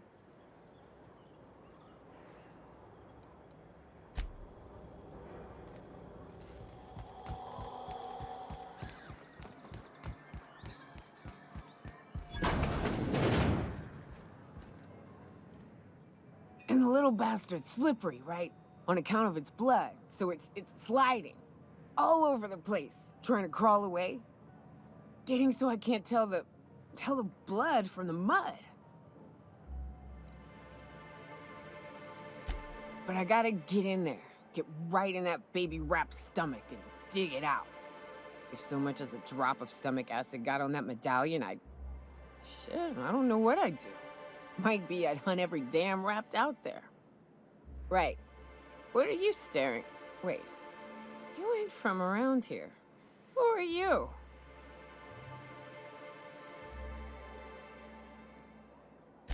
Name's Nyoka. I'm the best big game hunter on the planet. You're also the loudest big game hunter on the planet. And the drunkest. Shut the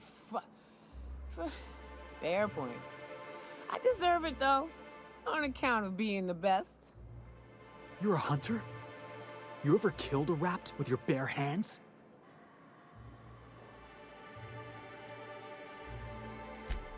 matter of fact, I was just regaling our drink master here of a time when a baby rat snatched an heirloom of mine.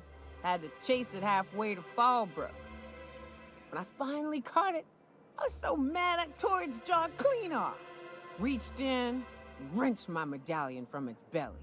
Caught me an awful burn. But I'd say it was worth it. A burn? You were disfigured? That rat leave you with some sort of grisly-looking scar? Hey now, woman's gotta have her secrets.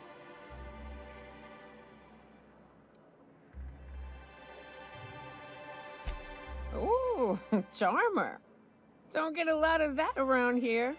Folks mostly grump at me about how I should join the MSI payroll. Nice change of pace. Buy me a drink, will you?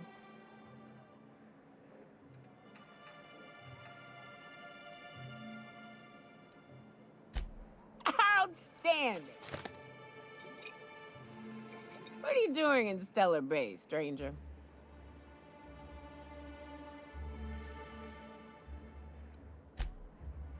Well.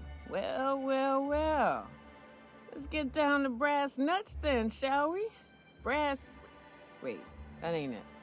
Brass rats? Let's talk business.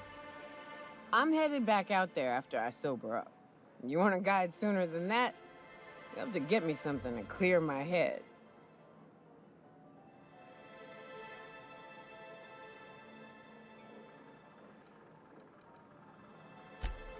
Oh, you want information for nothing? Very well. I am no match for your your yammering. Here's how to get to Devil's Peak. Go south, along the road, not the river. Look for the mountain with devil horns. Watch out for raps, and mana swarms, and marauders, sulfur pits, and... You know, it'd really be safer if I went with you. You want to reconsider sobering me up? You do what you like, stranger. I'll be here in the meantime.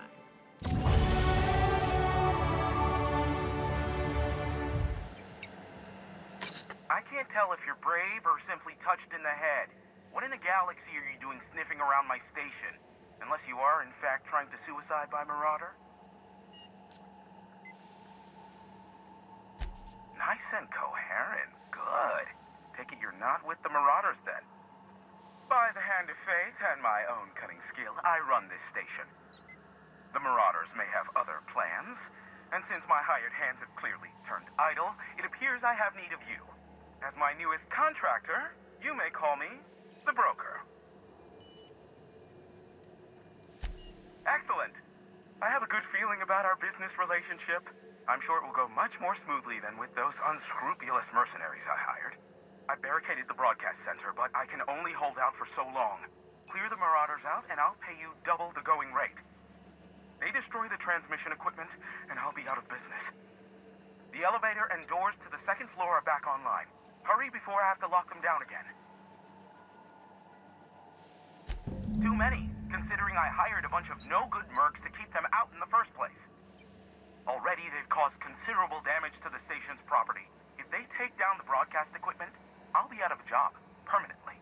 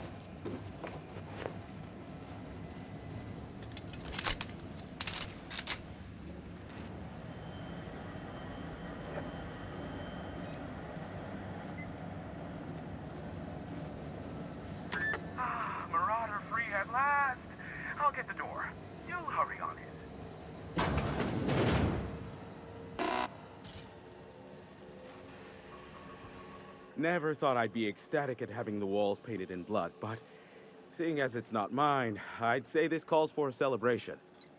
This ought to square our debt. One hefty payment for a highly valued service rendered. But I admit, I do wonder why you ventured here at all. Allow me to pose my question in another manner. Why, in the nebula, are you here?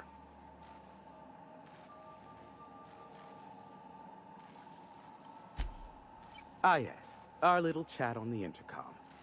You're looking for the premier broker for all of Monarch, which you knew was me, clearly. Phineas must have sent you. He's the only one insane enough to send someone to Monarch to rush me. I knew it was only a matter of time before he came a-knocking. Look, I might be late, but I fulfill my contracts, always. Are you fibbing? Be honest. Have you seen Doc Wells? The guy's ancient. You take any more time and he's liable to croak. I take offense to that. Look, okay. Just, it might take me a while this time.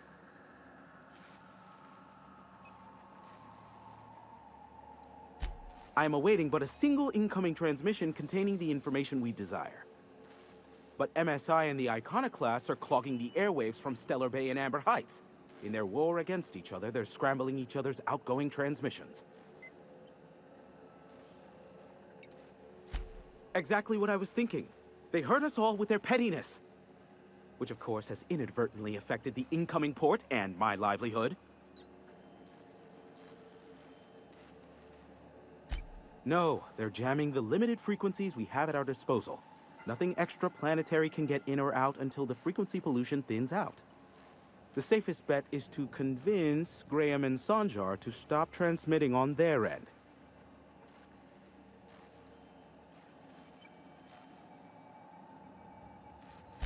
You'll find it directly to the east, almost in sighting distance of Devil's Peak Station.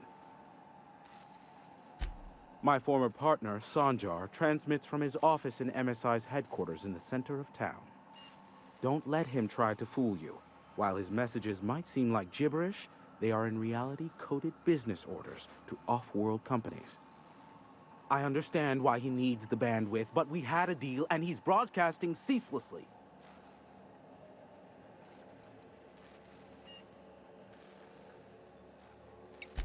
Amber Heights is one of the only surviving settlements outside of Stellar Bay. Graham Bryant and the Iconoclasts there got their hands on a working relay station. Now they're ceaselessly transmitting philosophist ramblings on my airwaves. Graham and his Iconoclasts believe anarchy is the way of life.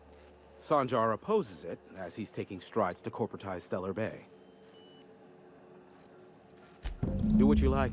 Just don't tell me about it after. I enjoy sleeping at night.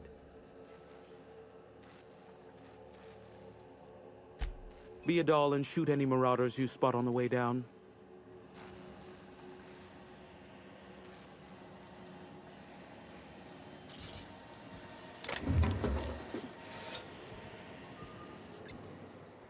Well, hello, and welcome to the home of the Iconoclasts. I'm Rose. Please, take a pamphlet. In it, you'll find everything you need to know about Graham, his philosophist truths, and the Iconoclast way. He wrote it himself, you know. Oh no, I'm so sorry. I keep forgetting we're out of pamphlets. Gosh, blast it.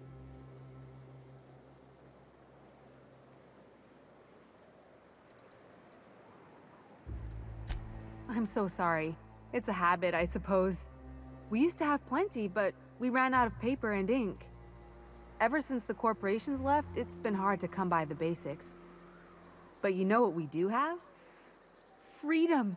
This is the only place in Halcyon you'll find it. No corporations, no shackles, no problems.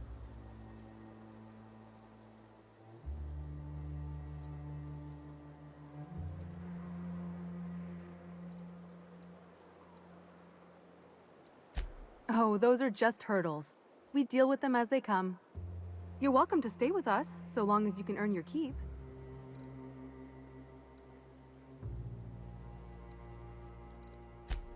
Oh, you've heard Graham's teachings. I'm so glad.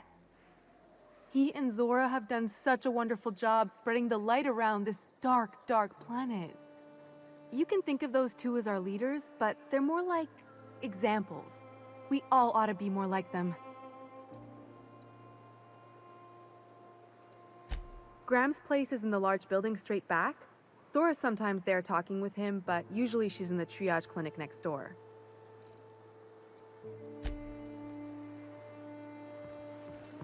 Seems like a nice little town. Except for all the dead critters. It ain't right. This place wasn't half so pretty in the serials. A mantiqueen. Yeah. We felled it, mind. But we lost 2 runners and 5 gun hands. A stranger comes to our home. If you're looking for a path to walk, you've found one. If you're looking for a teacher, I am one. Welcome to the Iconoclasts.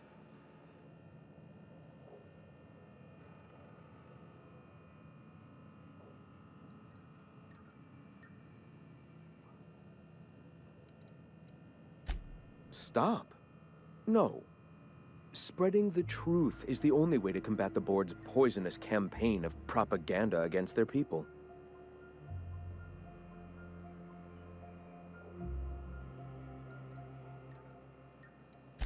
I realize the board has blockaded our efforts, but Devil's Peak is an interplanetary radio tower. Surely somebody is listening.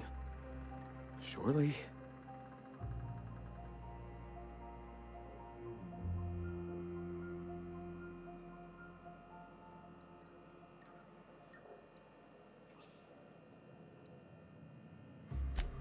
Excuse me. I'm from Edgewater on Terra 2. If you'll pardon my saying, nobody I know's ever heard of you. All the more reason to double down on our efforts. Graham, we should be focusing on survival anyway. Food, ammo, and medicine. Maybe now's the time to pivot. Pivot, huh? If radio isn't working, we might try another way. It seems the captain's timing is more than just serendipitous. It must be fate. I've had my sights on an old printing press for some time. The board uses magazines and advertisements to subtly focus the colony's attention. We will use their tricks against them. Wait, that's not what I meant. Help me clear out and repair the press, and I will have no need for that rust bucket of a radio tower.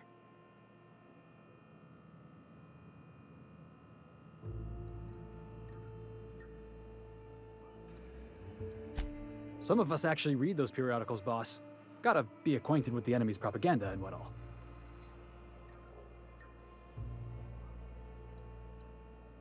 Dissident Hunter, of course. On the other hand, Agent Khan is a fine work of culture. You see, citizens of Halcyon are glued to their periodicals. Even I find myself occasionally distracted by their positively shameful quality of editing and unacceptable disregard for grammatical structure. My literary prowess will hook them, and the eternal truth will reel them in. Listen to me. I'm starting to sound like one of Sanjar's fishermen.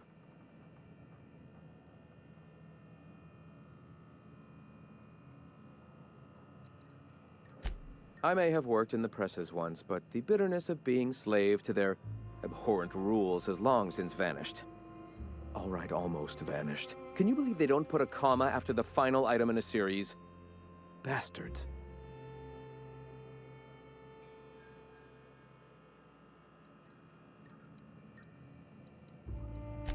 That is the point. Their utter lack of regard for basic literary decency is an allegory for their treatment of the working class.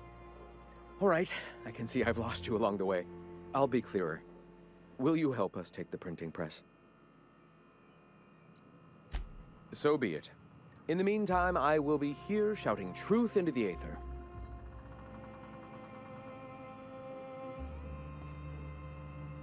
Ah, hello.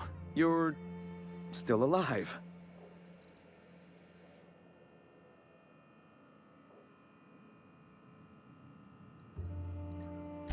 Stop. No. Spreading the truth is the only way to combat the board's poisonous campaign of propaganda against their people.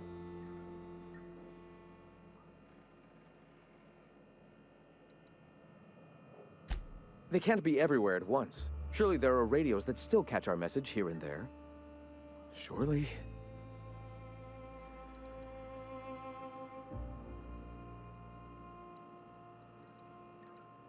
Graham, we should be focusing on survival anyway. Food, ammo, and medicine. Maybe now's the time to pivot. Pivot, huh? If radio isn't working, we might try another way. It seems the captain's timing is more than just serendipitous. It must be fate. I've had my sights on an old printing press for some time. The board uses magazines and advertisements to subtly focus the colony's attention. We will use their tricks against them. Wait, that's not what I meant. Help me clear out and repair the press, and I will have no need for that rust bucket of a radio tower.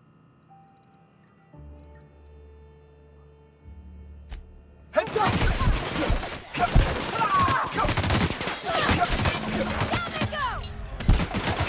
Everybody turn!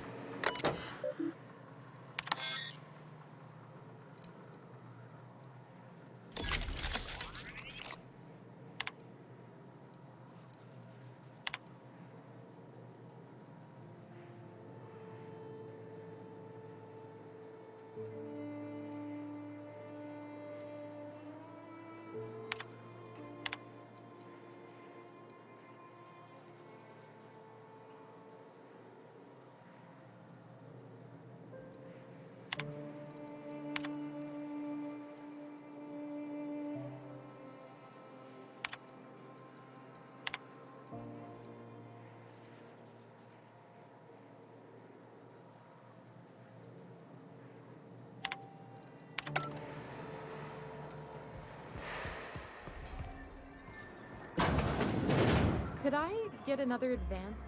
Well, new business turns up at last. Celia, didn't I tell you our new statistics-based advertising model would be a hit? That you did, sir. How can yield improvements of 26.7% not quicken the pulse? How can 32% cost savings not moisten the loins? You've often posed these very questions. Clear my schedule. This newcomer has a meeting with me.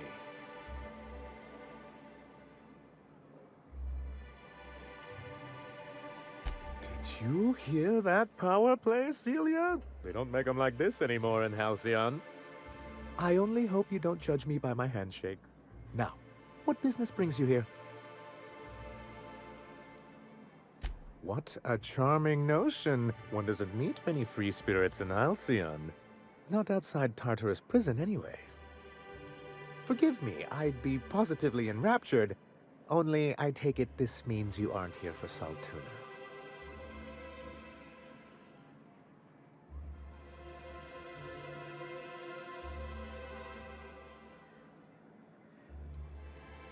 Yes, that's it. Channel your anger. I only wish I could do the same. Seems like you're having a rough time, Mr. Sanjar. Are you doing quite all right? Oh, don't worry on my account. This is merely the latest in a long line of professional, erotic, and athletic disappointments. I had hoped that livening up our advertisements with enticing figures would draw the other corporations back to our bosom, but it seems we're back to the drawing board.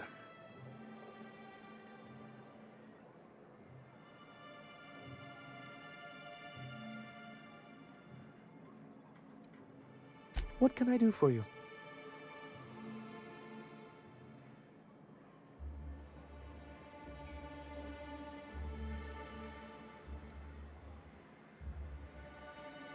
You're just as rigid as the old executive committee. Why, we've hardly been able to get a clear message out until recently. When Graham finally shut up. It isn't easy keeping a town like Stellar Bay afloat, especially without the board's backing. We need that frequency to reach our trading partners. Well, Mr. Nandi here has a rather ingenious plan to get MSI restored to the board. On our terms, mind you. Are you out of your mind? You can't just go crawling back to your old masters. Well, we can't continue to subsist like this either. And if our advertising scheme hasn't borne fruit, then perhaps it's time we took matters into our own hands.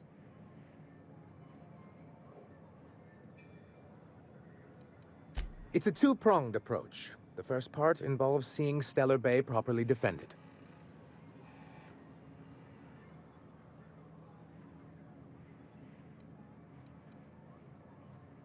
Not long, but the devil is always in the details. And the salient detail here is a Bolt 52 cartridge. If you can get us what we need to rejoin the board, starting with the Bolt 52, we won't need to advertise anymore. We can stop our transmissions altogether. And you'll have a powerful ally on the board.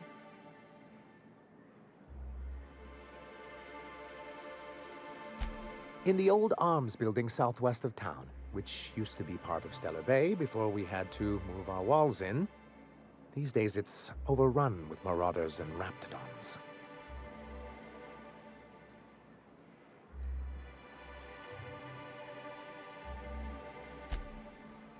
Do be careful. I've lost more than a few people to marauders and raptidons out there.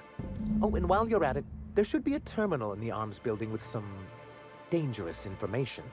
Perhaps you could delete it so it doesn't fall into the wrong hands.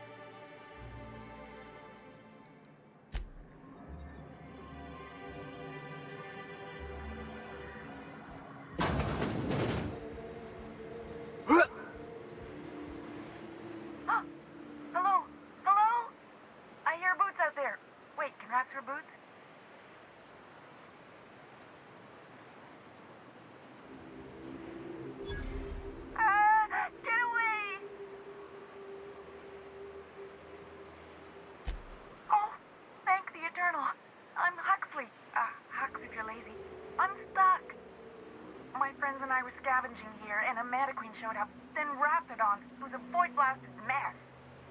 I ran in here and, now the door's locked. Little help?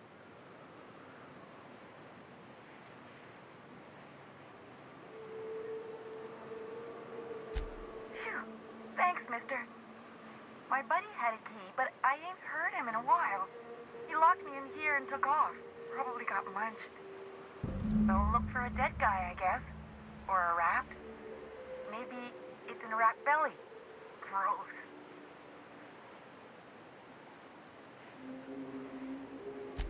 What do you mean? It's locked.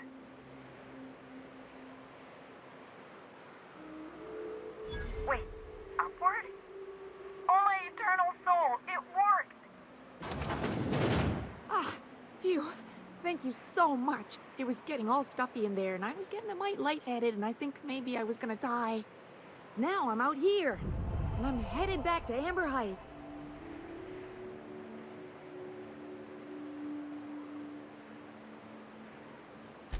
Oh, sure, I'm a runner. I'm used to getting all dizzy, and hey, who's your identical, slightly blurry friend?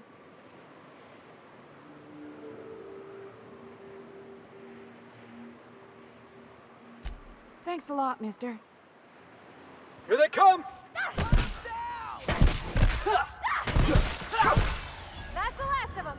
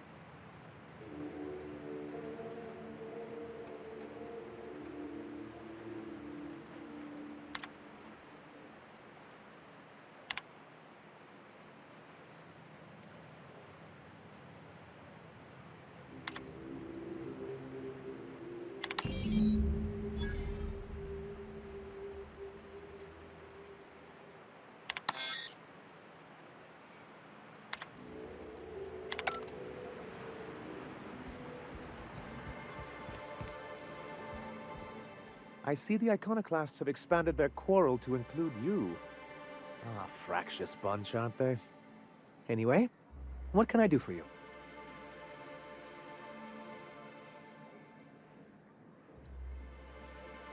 You weren't supposed to look. I asked you to delete it.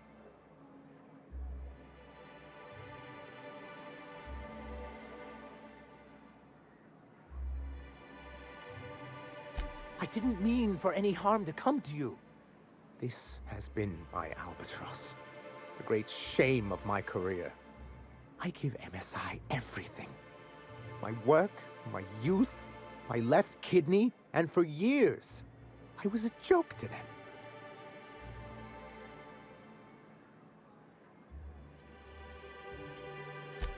In charge of a scrap heap of a city, abandoned by the board and surviving only through the hypocrisy of our trading partners.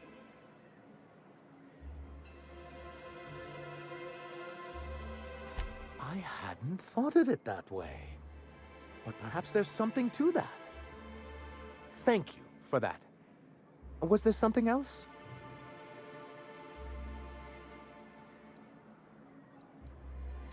I see. And was his delivery of the MSI authorized greeting up to snuff?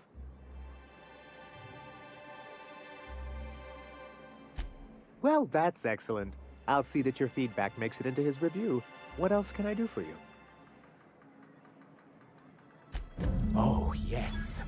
I'm going to be up all night with this. All those blanks waiting to be filled, boxes waiting to be ticked. Try to control yourself, sir. Have you any idea how powerful this is? Corporations have been toppled with less.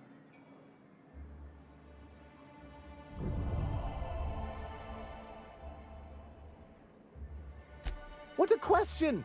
Bureaucratic micromanagement is the only way anything gets done in Halcyon, and proper documentation is a key part of that. For our part, a bill of liquidation/transfer Form 52 will protect our holdings on Monarch by temporarily assigning them to a pass-through entity once we drop our bomb on the board.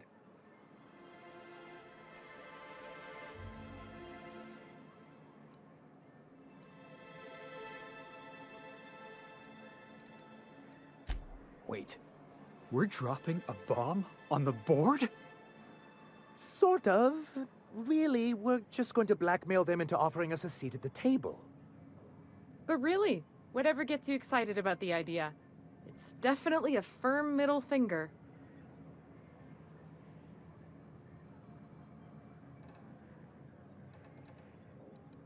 Help us with this final matter and we won't need to broadcast anymore.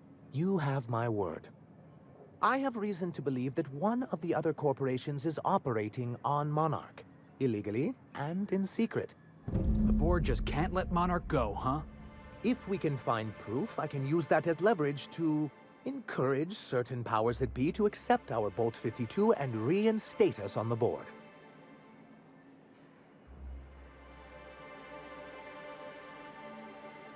If someone is operating here, then Catherine's almost certainly supplying them out of Fallbrook.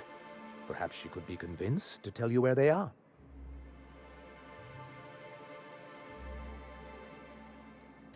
That's part of the problem. She has certain ambitions for Stellar Bay, and I fear my asking her would give her the leverage she's been looking for. Don't get yourself worked up, sir. It's perfectly natural to have a healthy fear of her. She's not fun scary like you, just scary. But that's why you'll be equipped to handle her.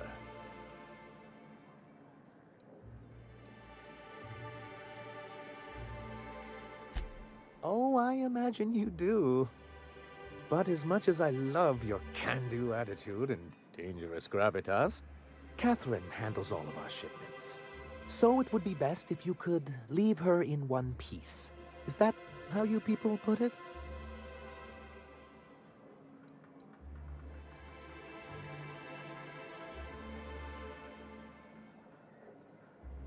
Of course. I didn't mean to make assumptions. Once you, subtly work out where this corporate facility might be, bring back proof of its operation. Maybe some nice letterhead. Or someone working there. That would do it.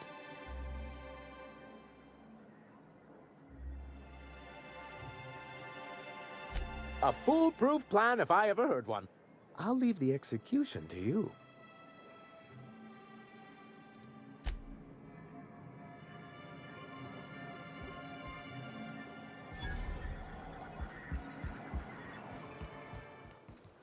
Oh, well, this is certainly a town, I think. We gotta make for the bar. Play a couple rounds, crack a couple heads. You know, socialize. Want to make a run with me to Stellar Bay? The boss lady told me to take the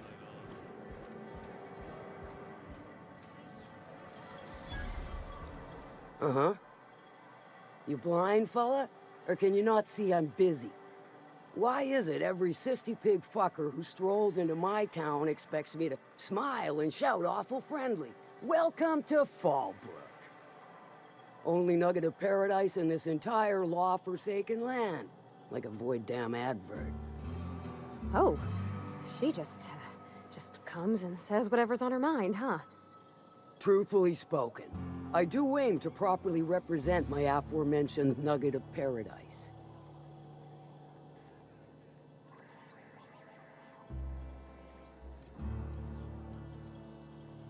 You know, I ain't heard that one before. Suppose I'll have to work harder to show you just what makes our town shine. But first, I'll need to know what brings you, stranger. Well, I'm half listening.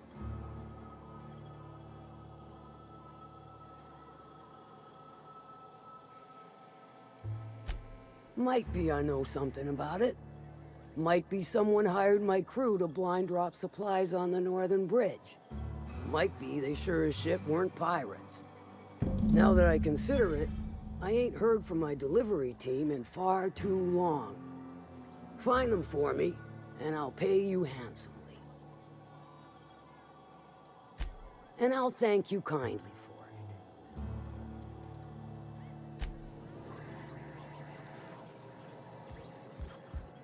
it. Catherine Malin could sour milk just by glaring at it. You know how there's folk who are all crusty outside, but warm and squishy inside? I'm pretty sure she's crust all the way through.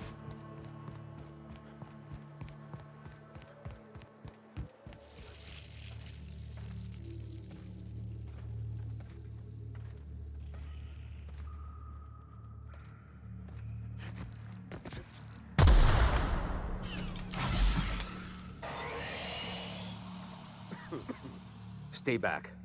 I may be wounded, but I'm still armed. How'd you get past my traps anyway?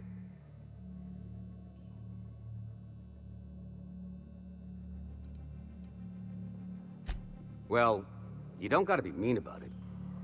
What are you doing out here anyway? That feels a mite better. Wish I had something to give you, but I gnawed through my last Spratwurst an hour ago.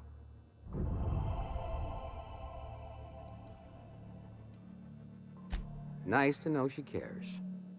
Catherine had us making drops for some big-shot client out here. And before you ask, I don't know who they are. Or were.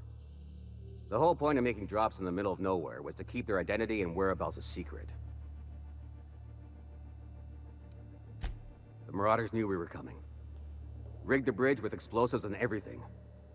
If they found us, my guess is they found the client too. Last I saw, they were heading back up the hill. You'll see it on the right when you get out of here. If you got the sand to go after him, I'm sure Catherine can reward you for your trouble. Me?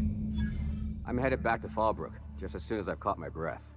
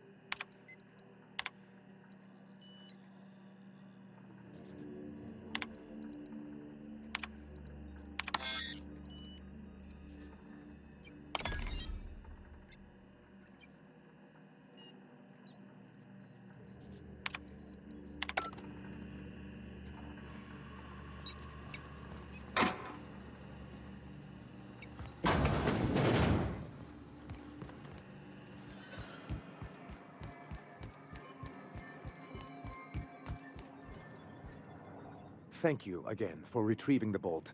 It's every bit as complex as I'd heard, but I'm up to the challenge.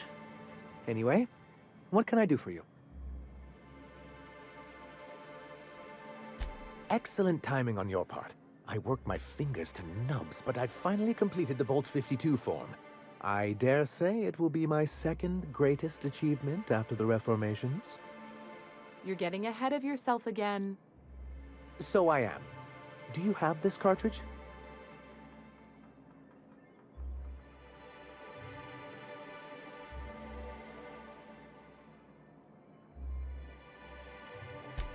I'm working on a plan to reorganize the board.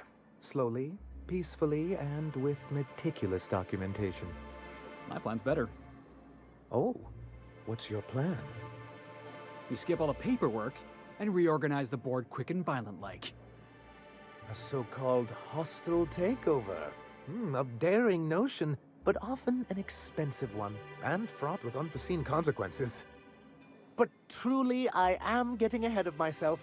First, I need to submit the Bolt 52, with that data you're holding, of course.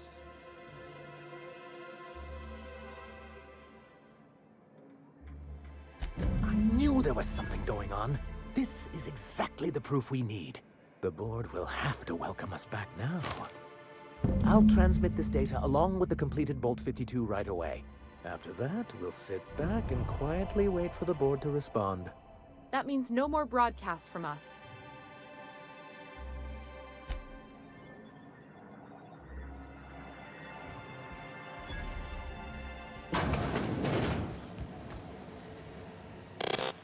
Do you hear that? It's the blessed sound of radio silence, which leads me to believe you have sweet, sweet news for me.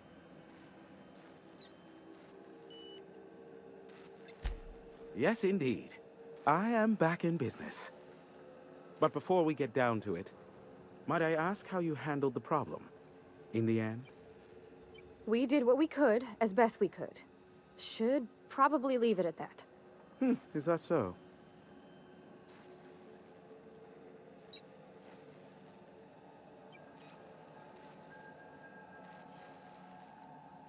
Ruthless, efficient. I suppose if one of them had to be disposed of, I'm happy it was him. I don't doubt that you are working with Phineas, but my contract specifies I relay any acquired information to the purchaser, and to the purchaser alone. However, to send the data, I will need your assistance in cycling the antenna's receiver, so I can input the needed adjustments.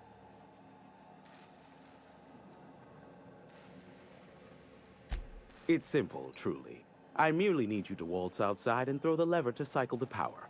I'll key in the numerical adjustments from in here.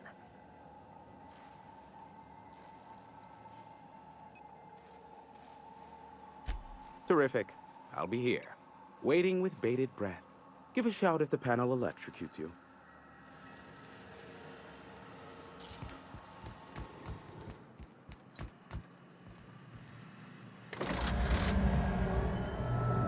Testing 1, 2, check, check. Sweet stars. But that is a beautiful sound. Can you hear me? We are a go for broadcast.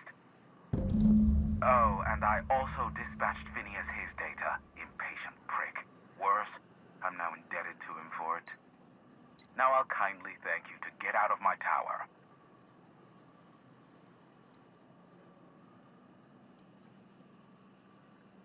Look, I am well aware that at times I may have the tiniest iota of a prickly exterior, but I must admit I have grown rather fond of you. Take care out there. Boss, are you seeing this?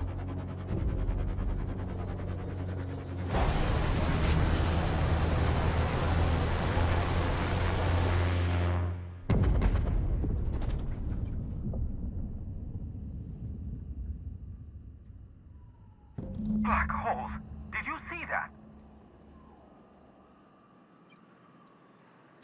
Looked like a UDL ship. Based on the gunnery attachments, I guess it's one of the board's blockade enforcers, but don't cite me on that. Oh well, a pity for the crew, but I can't see how it affects me. Hiram? Can you hear me? Did you see that? Architect, save me from swindlers and fools. Sanjar, what are you bloody doing on my channel? Did MSI or did MSI not cease broadcasting? Yes, but... well, this is something of an emergency.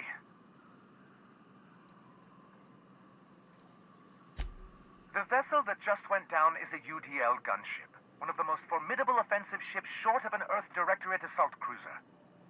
We could use the gunship's armaments to defend Stellar Bay, but we need its targeting module. Listen, I don't care a single whit what you do, so long as you leave me out of it. Which means, get off my bored damn channel.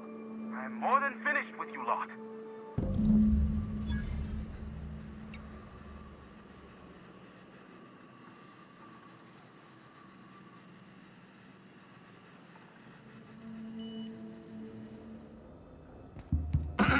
Hello? Can you hear me? Does this work? Oh, damn it! Blast this loud. I'm just securing my ongoing experiments. And securing myself. Mind the mess. I haven't had a visitor since, in fact, I've never had a visitor.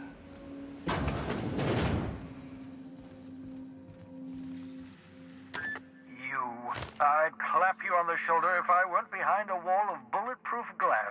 I don't know how you did it, but Hiram Blythe just sent me everything I needed.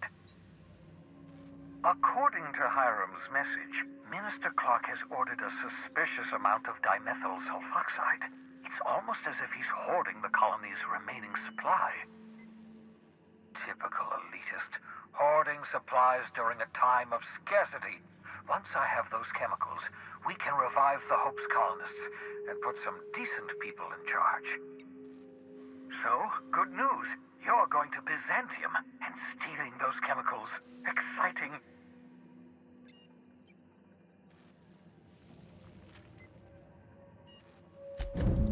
Ah, yes, the details.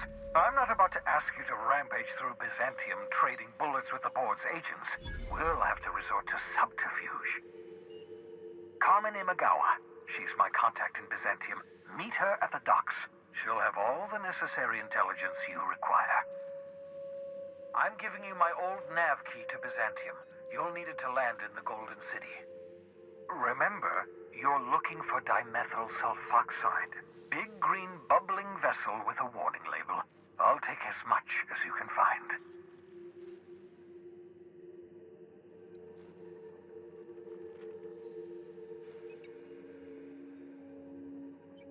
You can trust her if that's what you're asking. Imagawa is the finest special agent in Byzantium that money can buy. My money, anyway.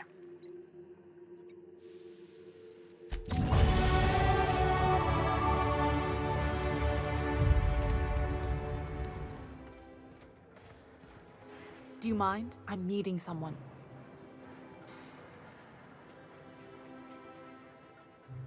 Shh. No names, okay? The Phoenix is a wanted man, and the board has eyes everywhere in Byzantium.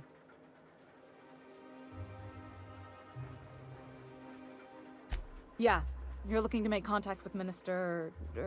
Magpie, right? I should warn you, it won't be easy. He spends most of his time in his estate, which is heavily guarded.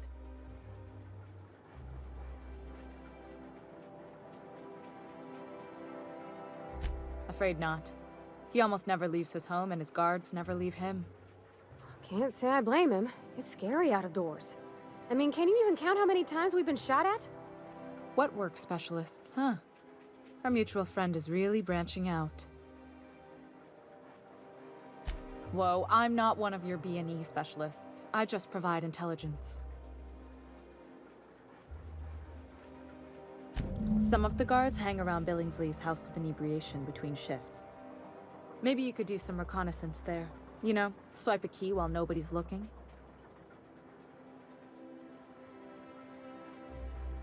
Just remember, you didn't hear it from me.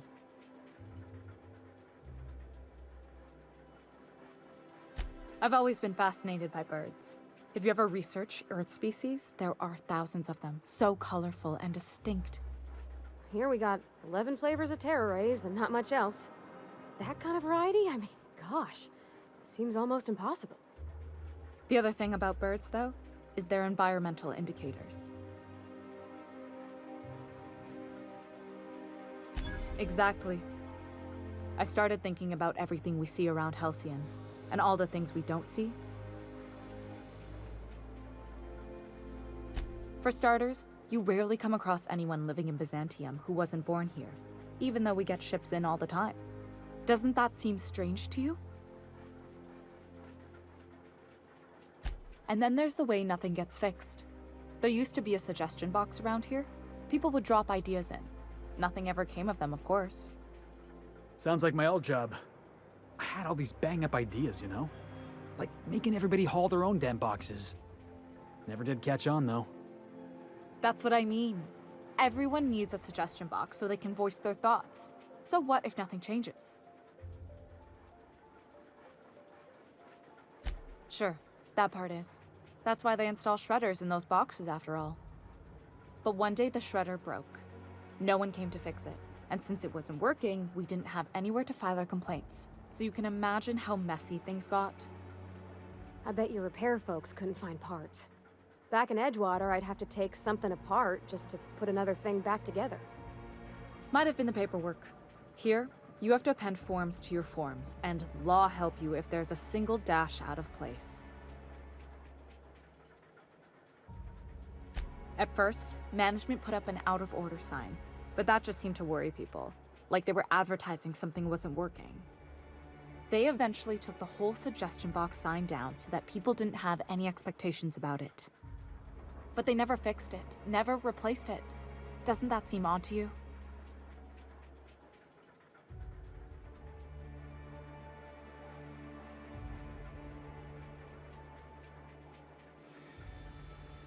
Except that's not how they go. At least that's not how they're supposed to go in Byzantium.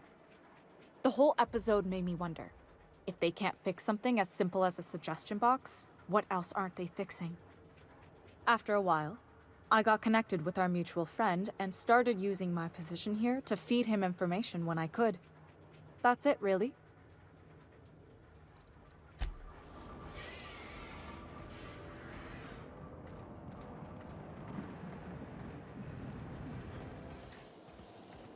Why can't something exciting happen around here for once? Nothing wrong with stability. It means... Hey, you. Yeah, you. Want to be famous? Facial mask and cream. Leaves you feeling fresh and Is that supposed to be a model of the system? Not super accurate. Just imagine busting up all these windows, looting all these stores. choice. It's not the best choice. It's the spacer's choice.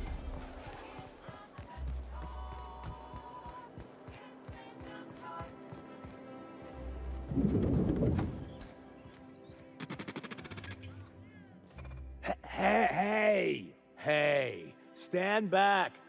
You. I'm part of Minister Clark's personal detail, and that means you gotta keep 5 feet back at all times.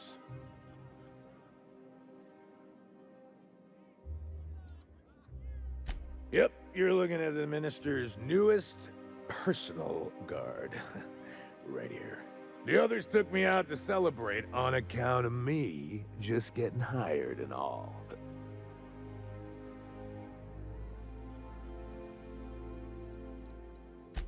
He's basically the most important person in the colony, which makes me the most important guard in the colony. Yeah. That means I got a key to the minister's estate, my own personal UDL-issued shotgun. They don't give those out to just anyone. Yep, I've nearly made it to the top, my friend. I'm just 2 promotions away from on-the-job bathroom breaks. That's a great idea! I'll have a Spectrum vodka. Captain, I can smell him from clear over here. I reckon he's had a fair number already. Sure have, 'cause today's my big day. He's got powerful good ears, too. And a powerful thirst. You have a Spectrum vodka for a new pal?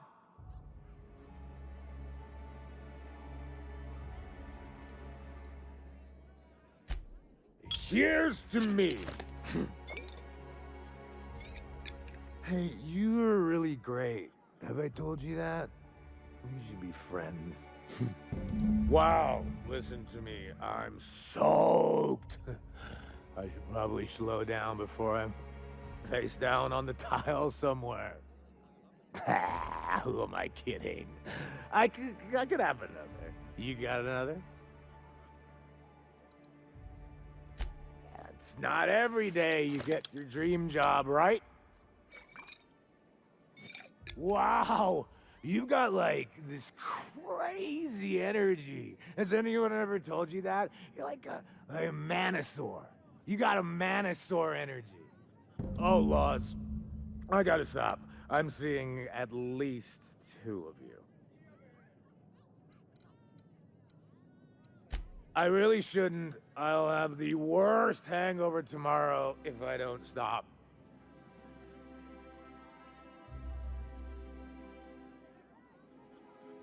You know, that's a very good point. Yeah. Was that one supposed to taste like Purple Berry Crunch? Or am I just tasting breakfast? I don't feel so good. I think I'm gonna be sick. I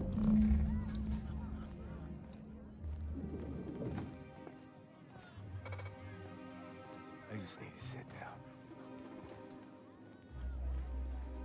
Ah!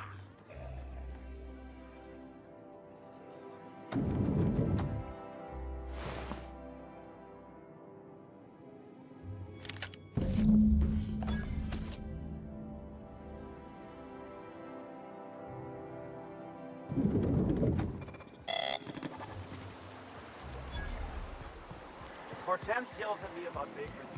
Citizens, Today marks a monumentous occasion in the course of Halcyon history. After a deep and thorough examination of our budgets, revenue streams, and predictive models, we are publishing our yearly success report. Profits are soaring, promotions abound. Thanks to your continued hard work, Halcyon is healthier and more productive than ever. Byzantium estates, built on the backs of the working class. Yeah, that was good. Gotta write that down. This property is off limits. Solicitors, loiterers, and uninvited visitors will be fined to the fullest extent of company policy. This ultimatum brought to you by Universal Defense Logistics. That's funny. The minister isn't expecting visitors, and you don't much look like one of those couriers from HPS. Minister Clark's a private man, and you're asking too many questions.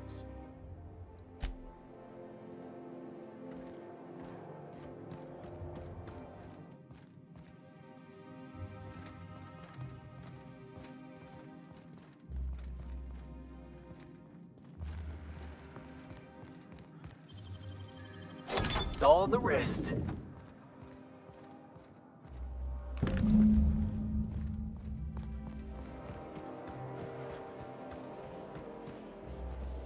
There's nothing to see here. Move along. Yeah? Let's see it. Looks like your papers are in order. All right. Go on through. How did you get in here? You're not one of my guards.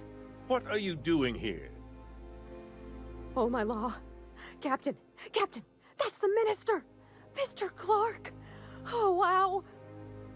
I don't know if I trust this so-called minister fella, if that is his real name. If this is about another Aetherwave clip or radio spot, you may kindly fuck off, as the parlance goes. I'm not doing any more.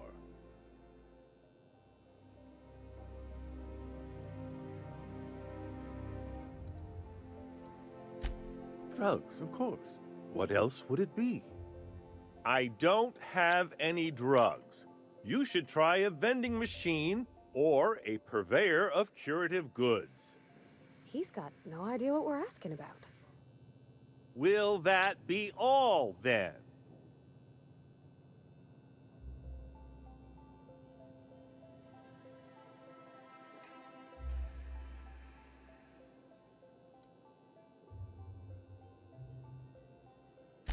Process of elimination. The only other person with access? Of course. It's Rockwell again. Who else? And I thought he was only holding me here to keep me out of the way.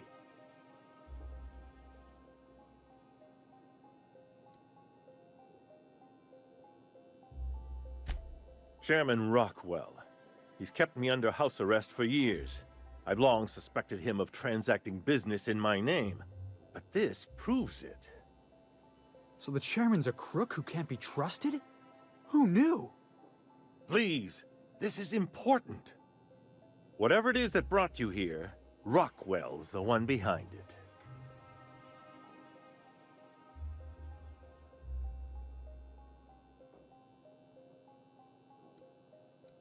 Whatever Rockwell's doing, he'll be doing it from the HHC headquarters. Your best lead is to look for details in his office. If by look for details he means knock things about and take what we like, count me in. That's certainly one way of doing things. Far be it from me to dictate your methods. This all feels off, Captain. Like when there's a storm coming, but everything's quiet and still. Believe me, things have been off around here for a very, very long time. A reckoning is most certainly due. Why, this is starting to sound like an issue of Dissident Hunter.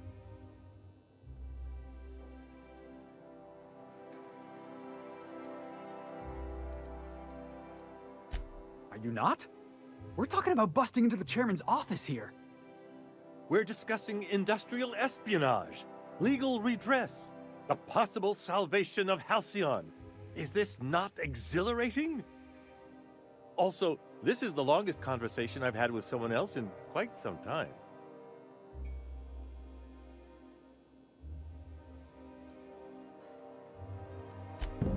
Via the Acropolis district, of course. That's where the most important corporate and government facilities are. But only board employees are allowed into the district. There's a heavily guarded checkpoint just down the street. There might be a route through the maintenance tunnels, but I'm afraid I don't know specifics. Most people avoid the area for obvious reasons.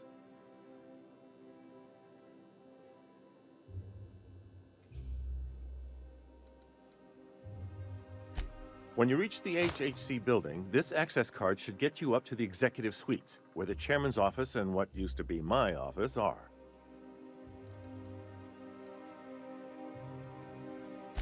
The board's lackeys are none too bright. I simply claimed I'd lost it and hid it somewhere no one would think to look.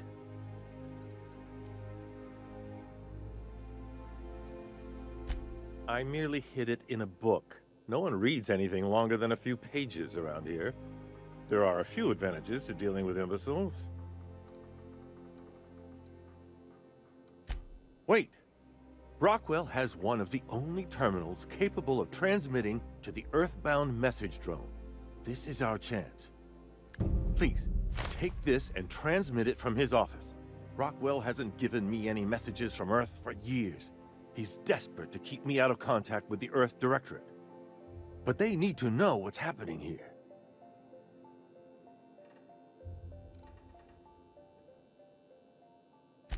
What isn't on it is the real question. I've gathered meeting minutes, internal messages, sustainability reports, and more, all exposing the corruption and mismanagement plaguing Halcyon. Once the rest of the Earth Directorate sees it, they'll have to send help. You're telling us you gathered up a whole mess of evidence on the board's corruption. How big is this cartridge again? Large enough, I assure you. That's why you must transmit the data to the Earth Directorate and hope for their speedy intervention. Depending on the nature of their response, months at least, perhaps years. Organizing and sending personnel all the way out here is no mean feat.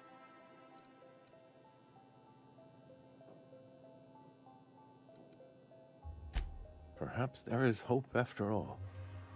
And now I entrust it to you. Good luck, and trust no one in the Acropolis district.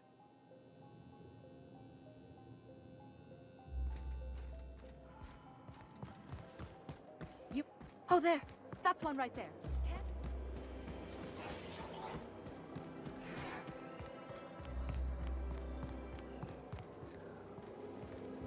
The Acropolis district is off limits. Move along.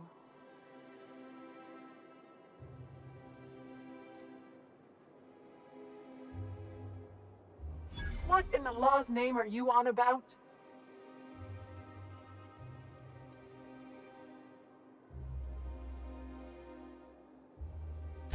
Sure. Let me just take that off your hands. Did I say restricted area? Slip of the tongue. What I meant was, welcome to the Acropolis district.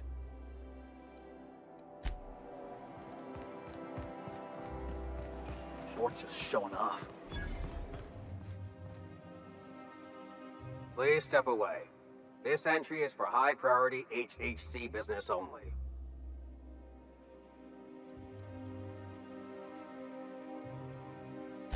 Huh. I didn't realize we were still using those iridescent stickers. But this looks right.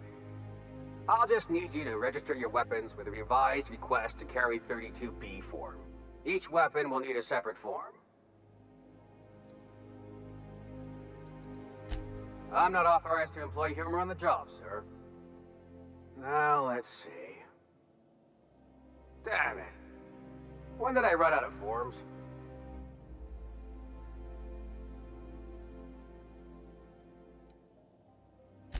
I was going to suggest that myself. Look, you don't have time to wait on new forms, and I can't afford the citations for impeding HAC business. So I'm going to save us both some trouble and waive your forms.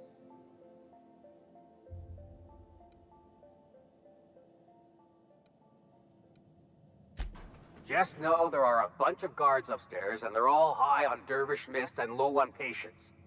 So try anything funny, and they'll paint the walls with your guts. Don't worry, boss, I got a plan. First, we get ourselves some tossball sticks, right? Then we sidle up to him all polite-like. Felix, don't you start.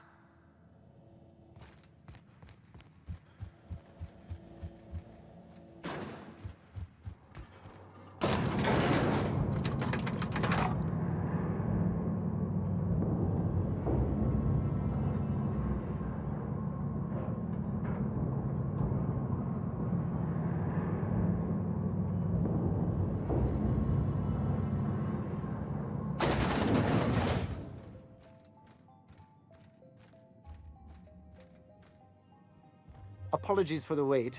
I was arranging my stationery.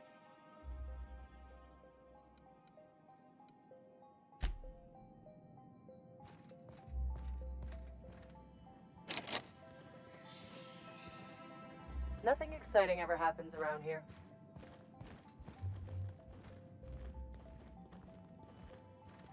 How may I be of assistance? Personal assistant to Adjutant Akande and Chairman Rockwell.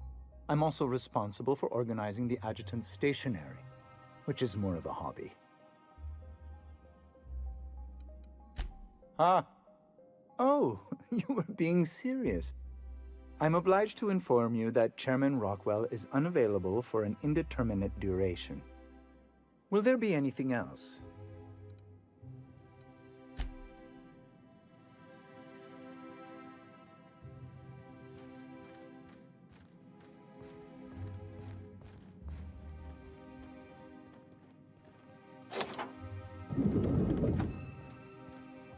Excuse me, just a moment.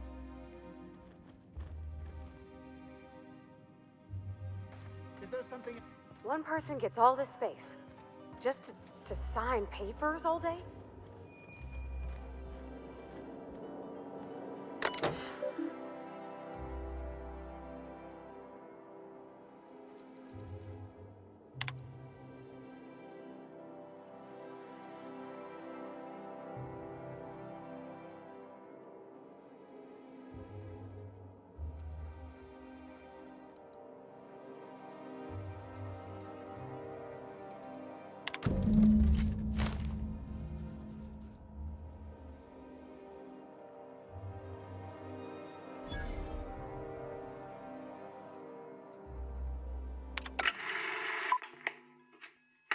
Good afternoon. I'm Chairman Rockwell, and I'm here to address a serious issue facing us. As you all know, our colony has been successful beyond our wildest dreams. Unfortunately, we've recently discovered that our food supply will not be able to sustain Halcyon's population in the long term. Everyone will die. Everyone will slowly stop living from malnutrition. But we're doing it together, and that's what matters. I fucking swear, if someone doesn't give me something to read that will placate the masses soon, all of you will find yourselves violently unemployed. But I can assure you there's nothing to fear. We've got a solution. It's called the Lifetime Employment Program. We will freeze most of the colony to preserve resources, while the best and brightest of Byzantium continue living in prosperity. Look, you idiots! How many times do I have to tell you we can't say shit like that? Fire whoever wrote this! While Halcyon's brightest minds solve the problem of our nutritional shortage, the rest of the colony will be placed in suspended animation.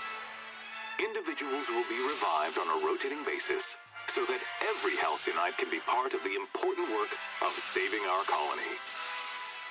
By testing paperweights. Sorry, couldn't resist. Let's go again.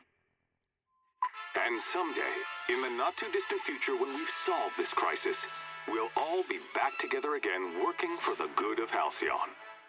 Until then, the board shall provide for the deserving just as it always has. So, obey your supervisors, take your vitamins, follow your corporate-mandated grooming rituals, and rest assured with the board on your side, there is nothing to worry about.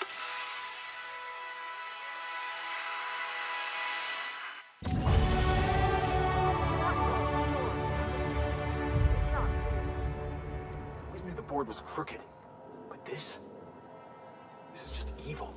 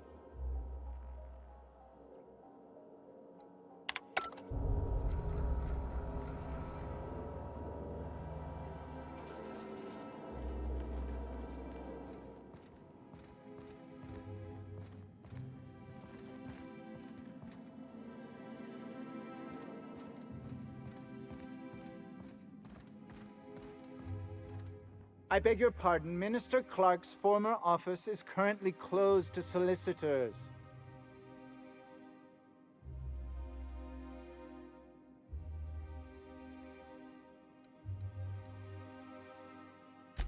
I suppose that is admissible. Please try not to break anything.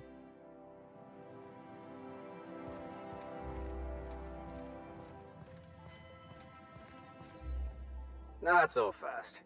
The Ministry of Accuracy and Morale is off limits to everyone without X-36 level clearance.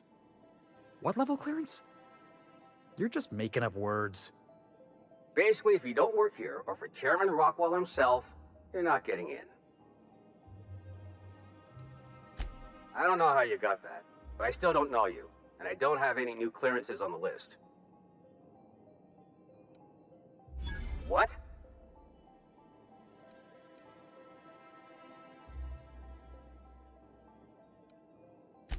Oh no. You must be from Chairman Rockwell's office. I'm so sorry. No one told me you were coming. Please, go on through. And let's forget this misunderstanding, huh?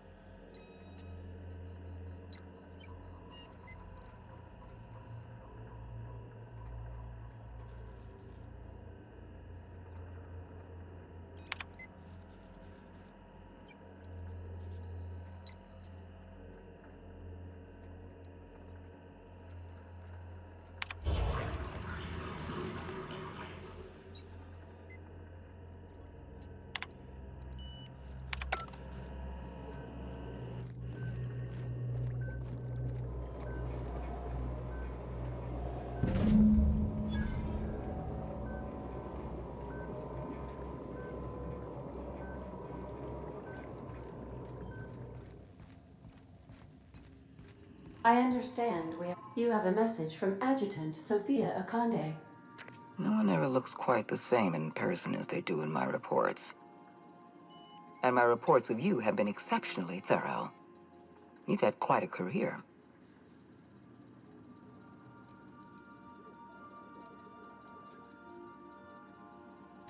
I've been keeping up with you ever since Emerald Vale. Now that was an interesting piece of work.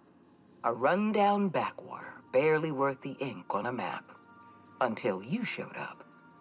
Today the region is profitable for the first time in years. Its workers are productive. They might even be happy.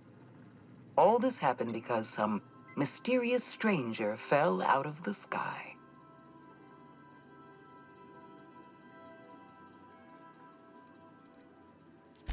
You have something I want.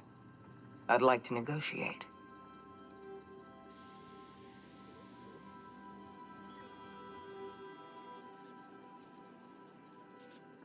There's exactly one vessel in all of Byzantium that looks like it dropped out of an Aetherwave drama. Phineas Wells is wanted by the board. I want to convince you to turn him in to us.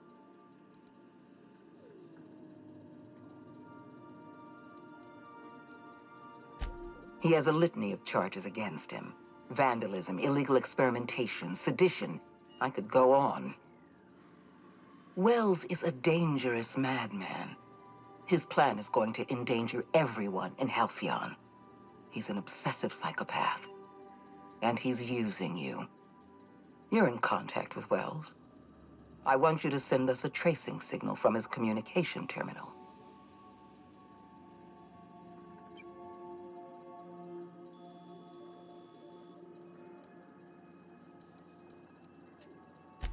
You are making a serious mistake. Adjutant Akonde's call has been terminated. Will there be anything else, Captain?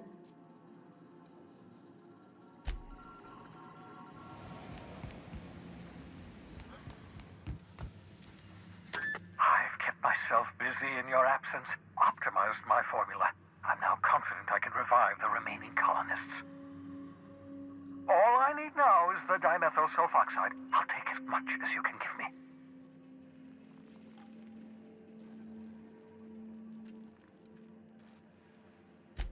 Human test subjects.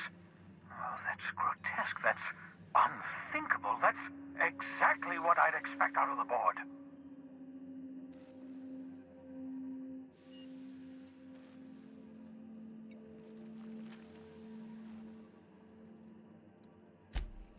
Damn, that's not enough. Not nearly enough for the whole ship. I could revive a handful of settlers. Maybe, possibly, 10.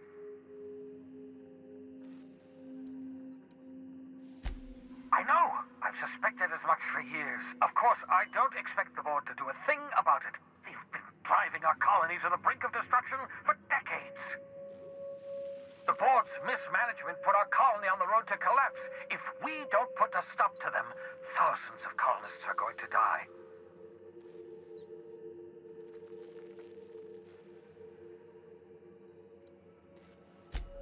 Hold on. Let me see if I understand this correctly. You're saying that Halcyon's on the brink of total collapse, and the chairman's plan to save all of us is to save himself?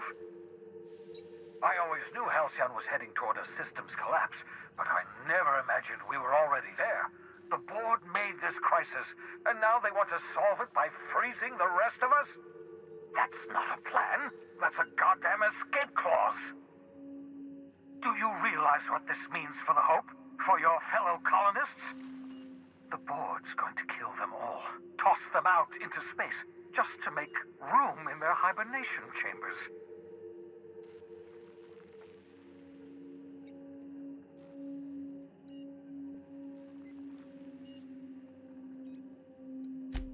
Short of lining up every member of the board and shooting them in the back of the head. Do you know what's waiting for us on the Hope? Scientists, engineers, artists, the brightest minds Earth ever sent us, uncorrupted by the board. The board's going to dispose of them all and transform the Hope into a prison for the rest of us. They're likely on their way to the Hope as we speak. We need to get to those colonists before the board. I have enough chemicals to start reviving a few of them, but no easy way to get them off the Hope.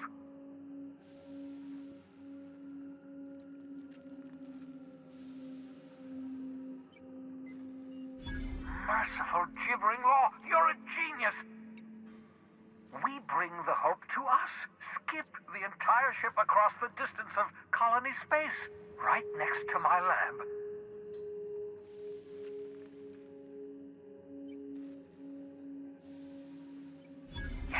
Yes, exactly. You're a step ahead of me, but I perceive the shape of your plan. If we link up the Hope to the Unreliable, then use your navigational computer to calculate a reasonably safe vector, we can skip the entire colony ship into the rings of Terra 2. I don't know much about skip drives, not the physics anyhow. I do know the Hope's real massive. How's our bitty little ship supposed to skip it? Excellent question, my sharp-witted mechanic. You will use your own ship to power up the Hope's skip drive. Your navigational computer can handle the rest. I don't understand a word you said, Doc. All I know is, if we're gonna hijack a colony ship, count me in. Yes, excellent. I approve of your enthusiasm, young man. You should ask your captain for a raise. You'll need to switch on the Hope's auxiliary power using the Unreliable. Then head to the bridge. Your navigational computer, Ada, should be able to activate the Hope skip drive. Once you've skipped the Hope next to my lab, I'll have easy access to the frozen colonists. I can start reviving them immediately.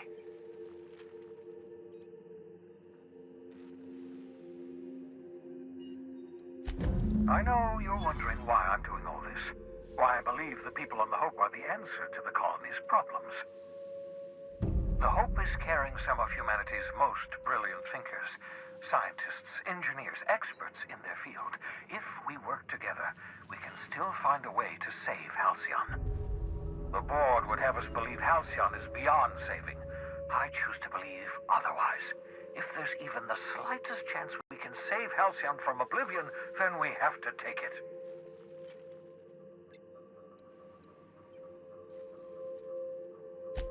Oh, it's not you. I do experiments in that room. Some of them get quite scientific. The unexpected is to be treasured, but from a safe distance. Regardless, it's quite comfortable in here, you know. I have my beans, have my caffeinoids, plenty of toilet paper.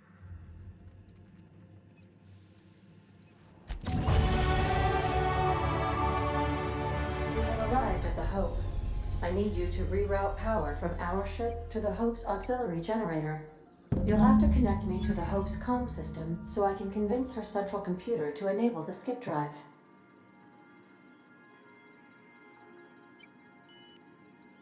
If your calculations are even slightly off, you could crash the entire colony ship into Terra 2, or the Sun.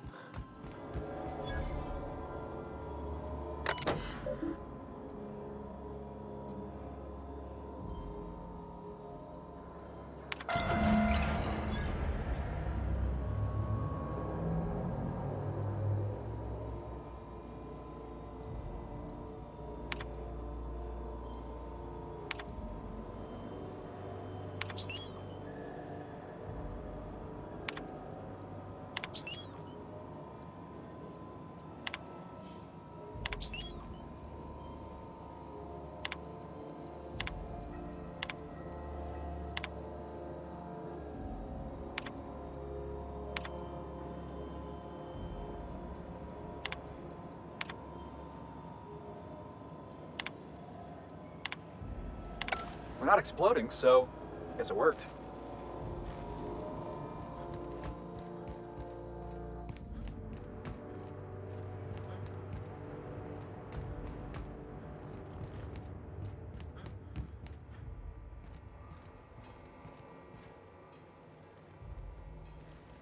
You know, when they posted us here, I told them there wasn't any point. Nobody would be so stupid as to fly to the ass end of the colony for this derelict. Shows how much I know. You've got about 5 seconds to tell me what you're doing here before I make you take a walk outside.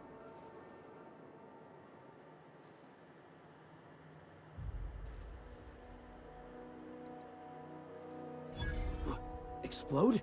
Holy shit. All right. You'll want a uniform so my staff doesn't shoot you on sight. They're a dangerous mix of bored and trigger-happy. We've got a few extra in the old badge station to my right. Good luck.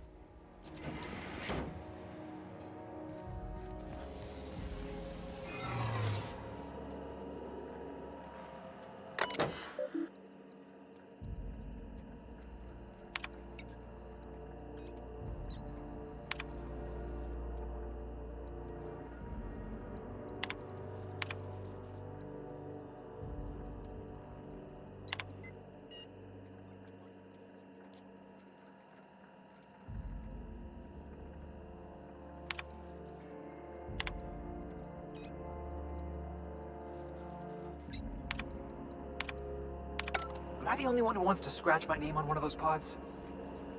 Yeah, I figured.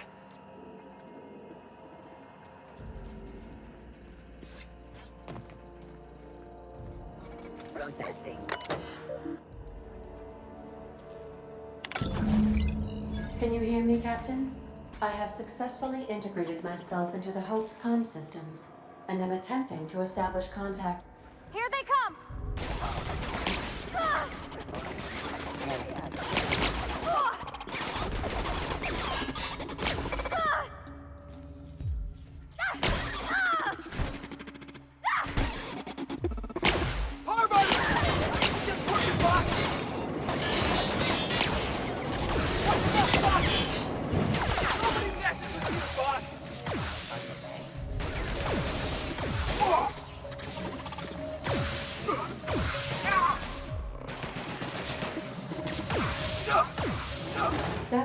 Hope's computer up ahead. I'll admit, I am curious to wake him.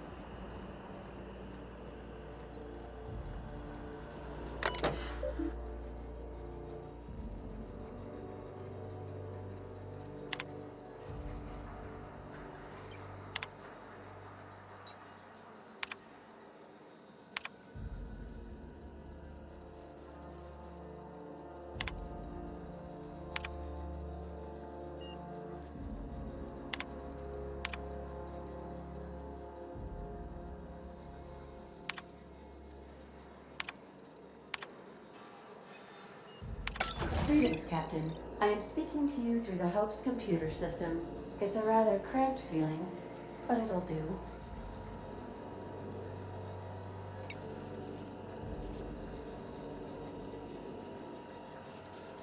Probably not, but don't let that stop you.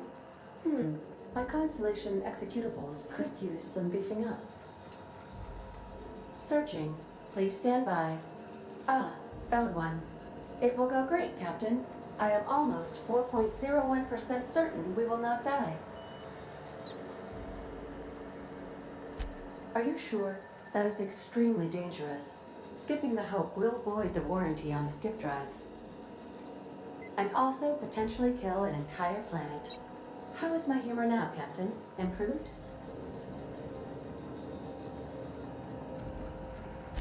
Jump-starting the skip drive. Destination set to the rings of Terra 2.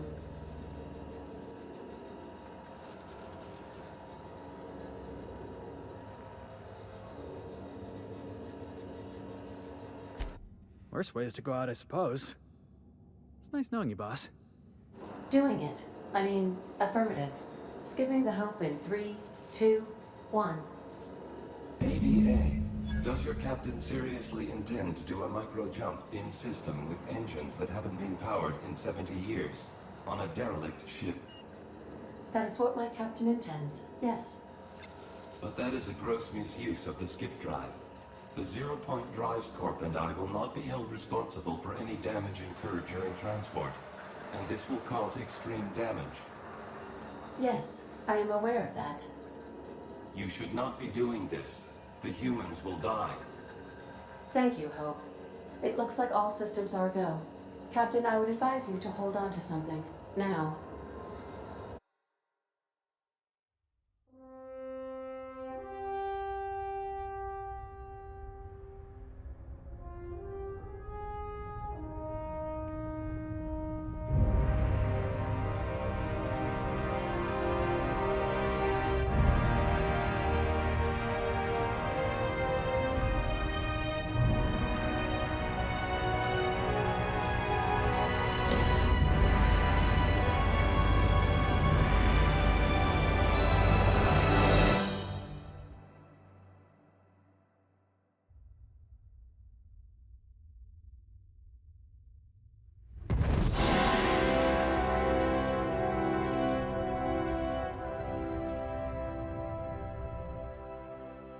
Oh, good. We are still alive and have successfully skipped into Terra 2's orbit. I reported as much to Phineas Wells, but he has not responded. Perhaps you should check in on him. Oh. I feel like I've been turned inside out. Let's not do that again.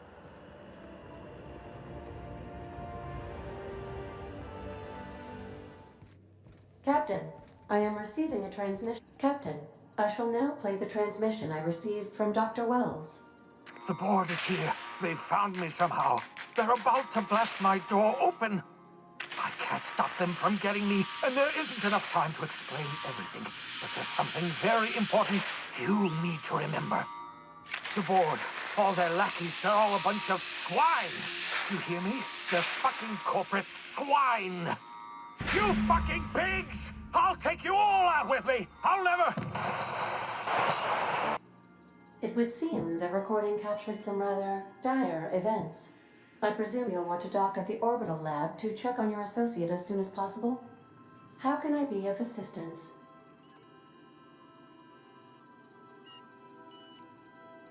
Take care. I require a functioning captain to run the ship.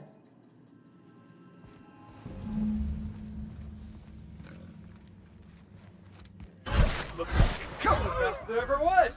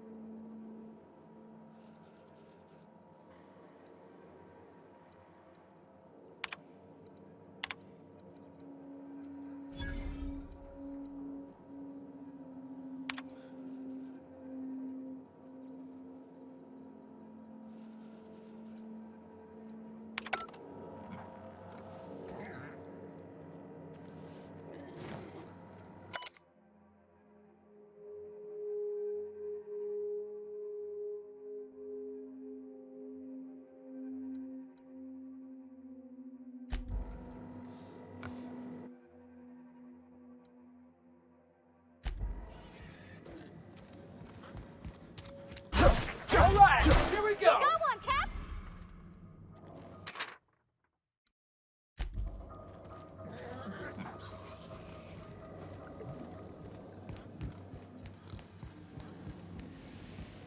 Why was I built to feel ennui? Captain, as it appears we may soon be embarking for a maximum security prison planet, I believe the crew would like to speak with you to, as you humans put it, air some concerns.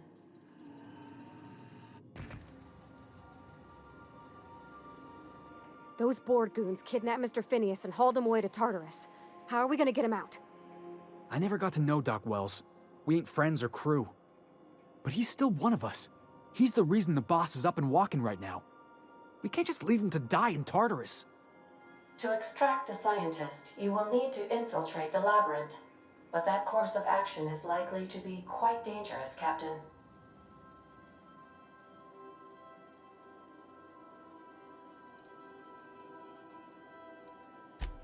It's a torment, Captain. Think on the deepest, darkest pit you can imagine and wrap it up in a storm so nasty it'll peel the skin right off your bones. That's Tartarus. Still, we can't do nothing. It wouldn't be right. The armed surveillance protocols on a maximum security prison planet are highly sophisticated. As such, escapes are historically quite impossible and deadly. I am programmed to warn you whenever you exhibit inclinations toward risky behavior. Breaking into Tartarus will not be easy. Let's just do it. Kick down some doors, grab Doc Wells, and cut a path out. We don't need a plan. We got guns. If you really mean to do this, you should see to your final affairs and close out any unfinished business. Once you sneak into Tartarus, you may be there a while. Or permanently.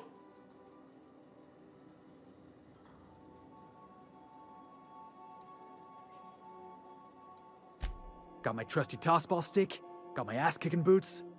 I'm ready, boss. You can count on us, Captain. We're crew. For real crew. That means we got each other's backs. Right? Waiting on your command, Captain.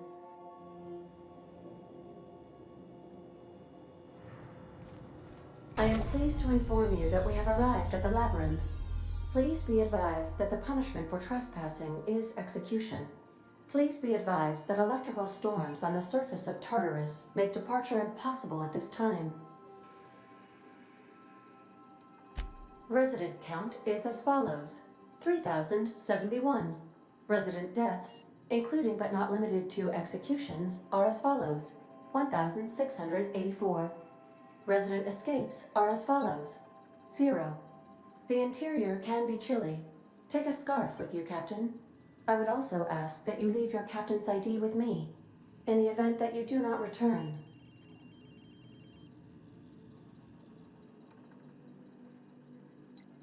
I can make the assurance that I will not leave with another captain unless you do not return within 876,541,652 hours. Oh, speak of the devil. Captain, I am receiving a transmission from the prison's docking authority now. Attention, unauthorized spacecraft. This is a maximum security installation. Your presence here is an explicit violation of UDL corporate policy. You are hereby confined to your docking platform until a ticket detailing your crimes has been filed and notarized, at which point your vessel will be seized and you will be executed.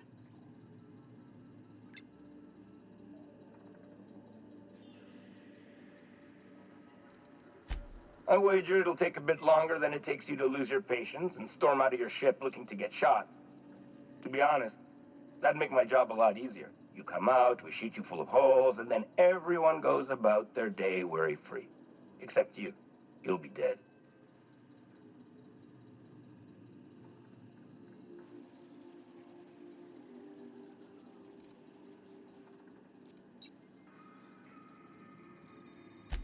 Protocol is important, sir. The sentencing of one crime does not preclude the sentencing of another, technically speaking. Tartarus Docking Authority, signing off. Transmission terminated.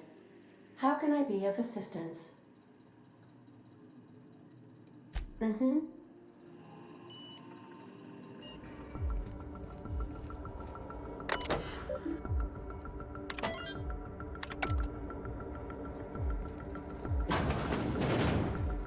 Well, look who it is. I'll be damned. I was prepping the studio for our announcement, and here you are as a bonus. And I see you've brought the kid along.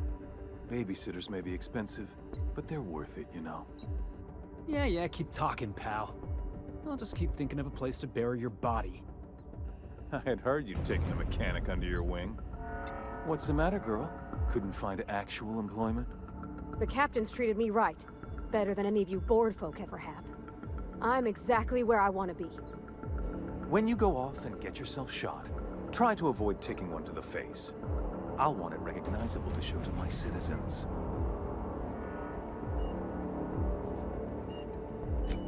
My word! You've correctly identified the most recognizable man in the colony. Remarkable. It's a wonder what Phineas saw in you. Then again, he's an insane person. Thankfully, he's our insane person now. A proper company man.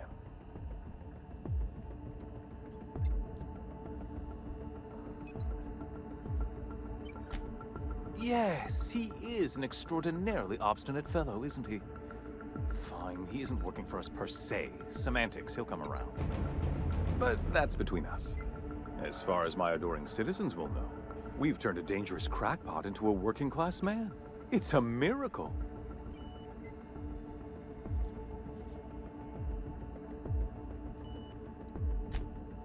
Oh yes, go on, wake them up, add more mouths to feed. That'll solve our starvation problems. I don't know what half-baked plans that simpleton in a lab coat has been leading you through, but it's done. It's over. Let me ask you something, Captain. Have you at any point thought about not fucking up our entire society? Are you kidding me? We're out here trying to clean up your mess. I'm making actual progress towards stabilization and recovery. You're just getting in the way.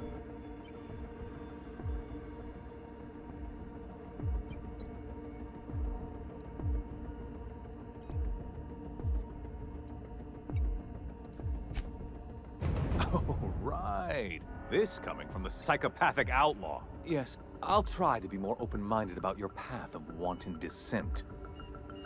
We don't need your help.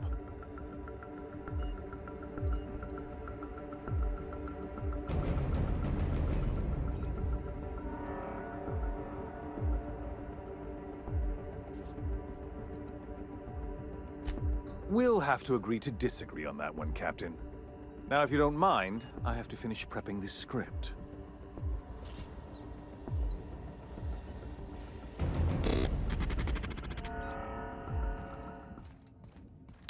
Captain, you have an uncanny talent for complicating my life. You've disrupted the balance of power. You've upset the natural order of things. You've introduced uncertainty, and there is nothing I despise more than uncertainty.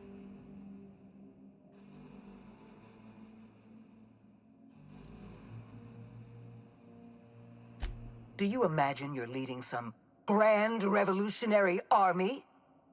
Those barbarians from Monarch are running wild in my prison. I suppose I have you to thank for this indignity. You're nothing but a rabble-rouser. I'm going to put an end to your little rebellion, and then I'm going to have you and your associates arrested.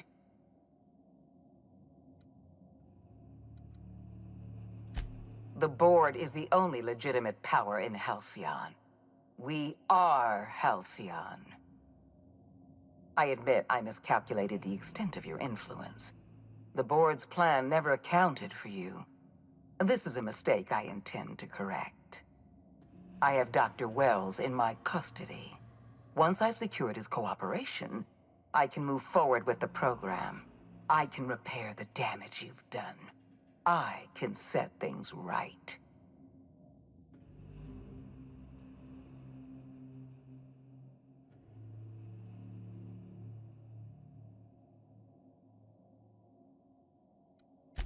Fair enough. I'm giving you exactly one chance to parley with me.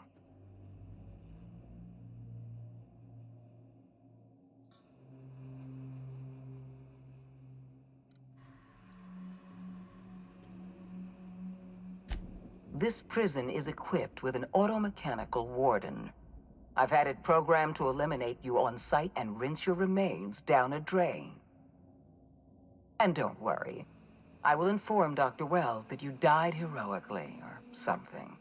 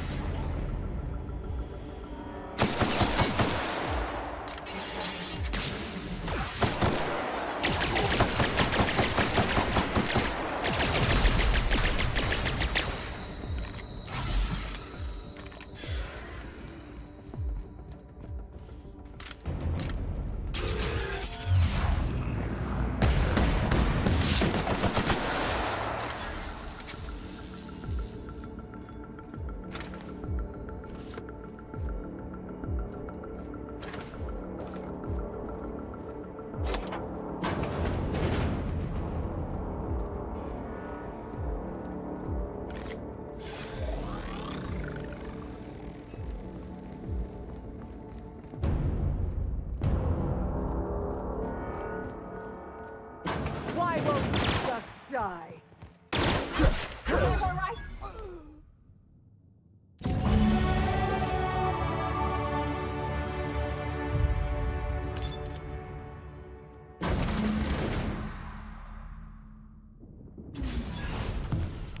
You don't know how glad I am to see you.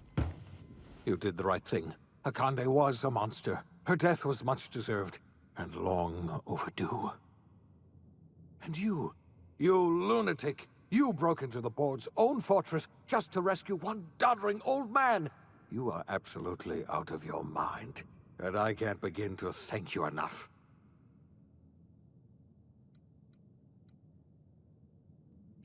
I'm all right, thanks to you. Akande wanted my cooperation. I'm quite sure she would have beaten it out of me if you hadn't arrived. You've broken the board's stranglehold on this colony, and you saved my life. But there's still so much we have yet to accomplish. You and I are going to have to work harder than ever to save Halcyon. I'm afraid the situation is far worse than any of us ever anticipated.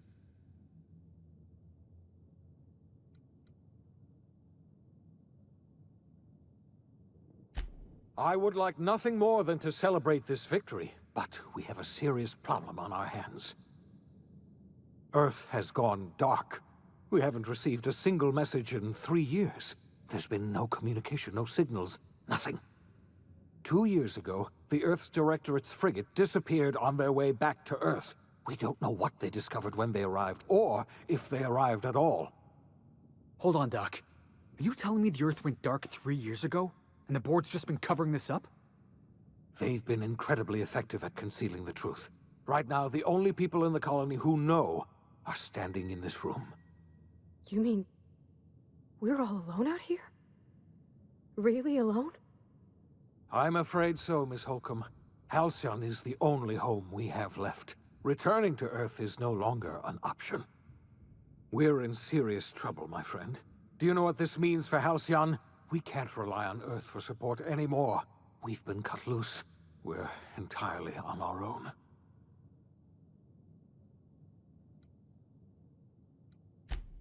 Yes, you're right. The road is long, and we haven't a moment to waste. We must begin the revival process immediately, starting with the Hope's brightest minds, and then we're going to fix this damn colony, one problem at a time. We're going to need a leader. And I can't imagine a better person for the job than you. What do you say, old friend? Will you help us?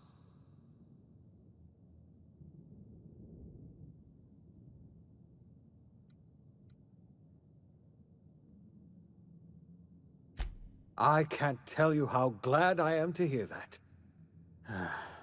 When I revived you, I thought we were going to save this colony all by ourselves. But I was wrong. We can't save Halcyon on our own. We're all going to have to pull together, somehow. We are not a colony anymore. Our last connection to Earth has been severed. I don't know if we'll survive, but we're going to have to try our best.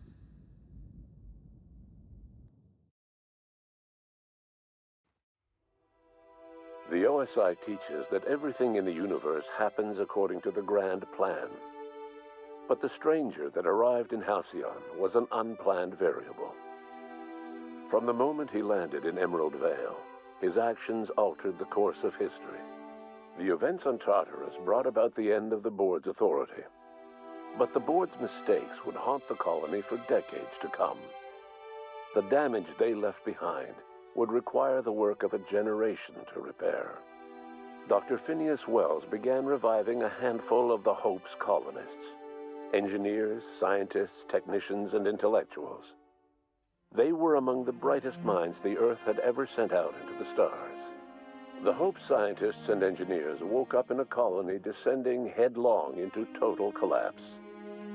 With no way to return to Earth, they had no choice but to band together and devote themselves to the cause of saving Halcyon. The people of Halcyon were nothing if not hardy. In the absence of the board's authority, many of the colony's settlements banded together with a single purpose in mind: survival. Life was especially hard in the years to come.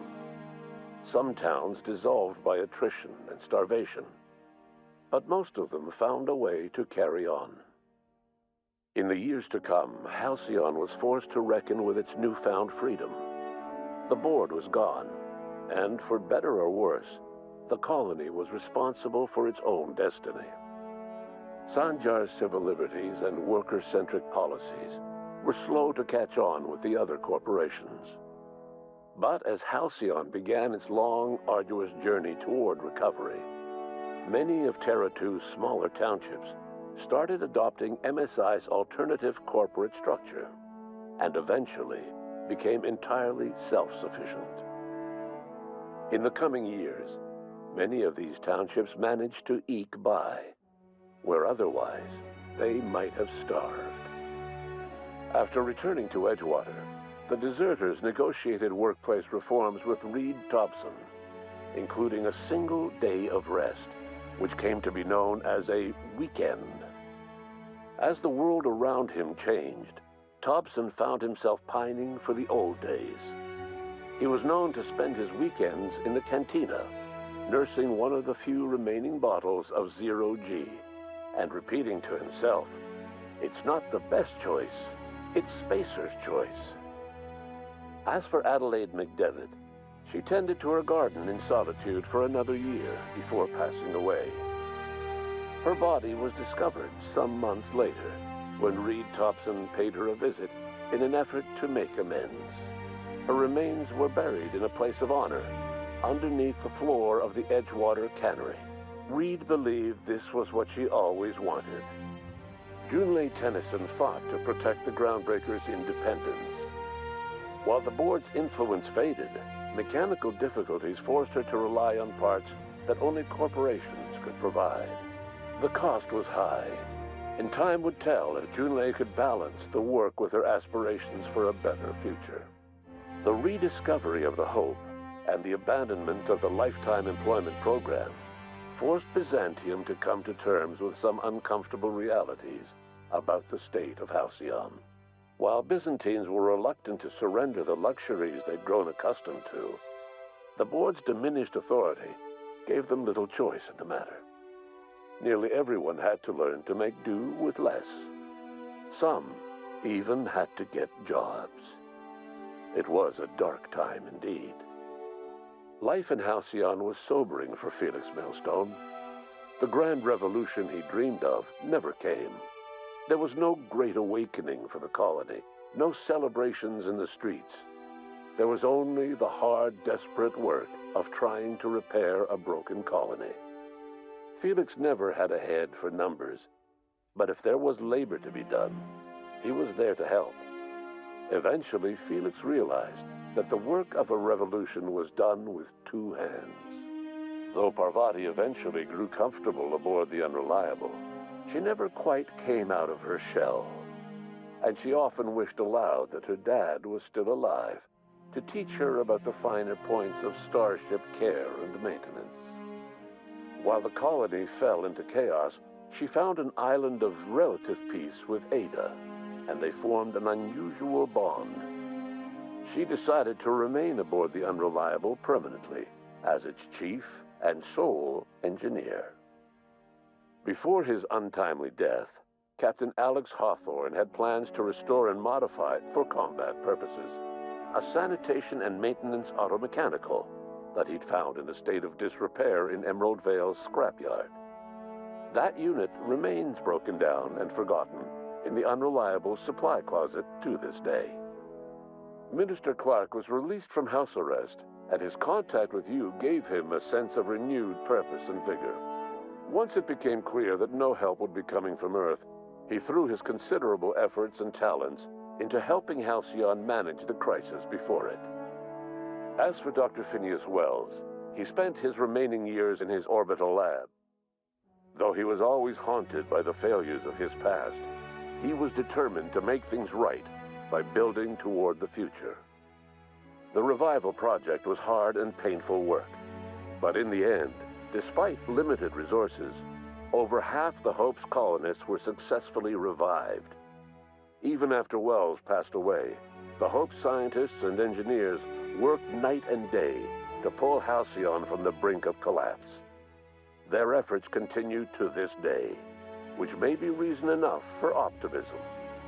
Dr. Wells laid the groundwork for the project to save the colony, but he would never live to see the fruits of his labor. He passed away a few years later. His work was carried on by the scientists and engineers he revived. Life will never be the same in Halcyon. It is widely agreed that the colony has a chance of stabilizing within a generation, owing to the hard work and determination of the surviving colonists. Recovery is a distant goal, and the path is long and uncertain. But the people of Halcyon carry on, determined as ever. And what about you, the unplanned variable in the history of Halcyon? Long after Wells passed away, you carried on his work with more energy, determination, and brilliance than he could ever muster. The years that followed were hard, but Halcyon survived by the efforts of the Hope's most promising colonists, the greatest of which was you. No one knows what's happened to Earth, and no one knows what the future has in store for Halcyon. All we know for certain is this: the name of the Unreliable and that of its intrepid captain will remain the subject of countless stories for years to come.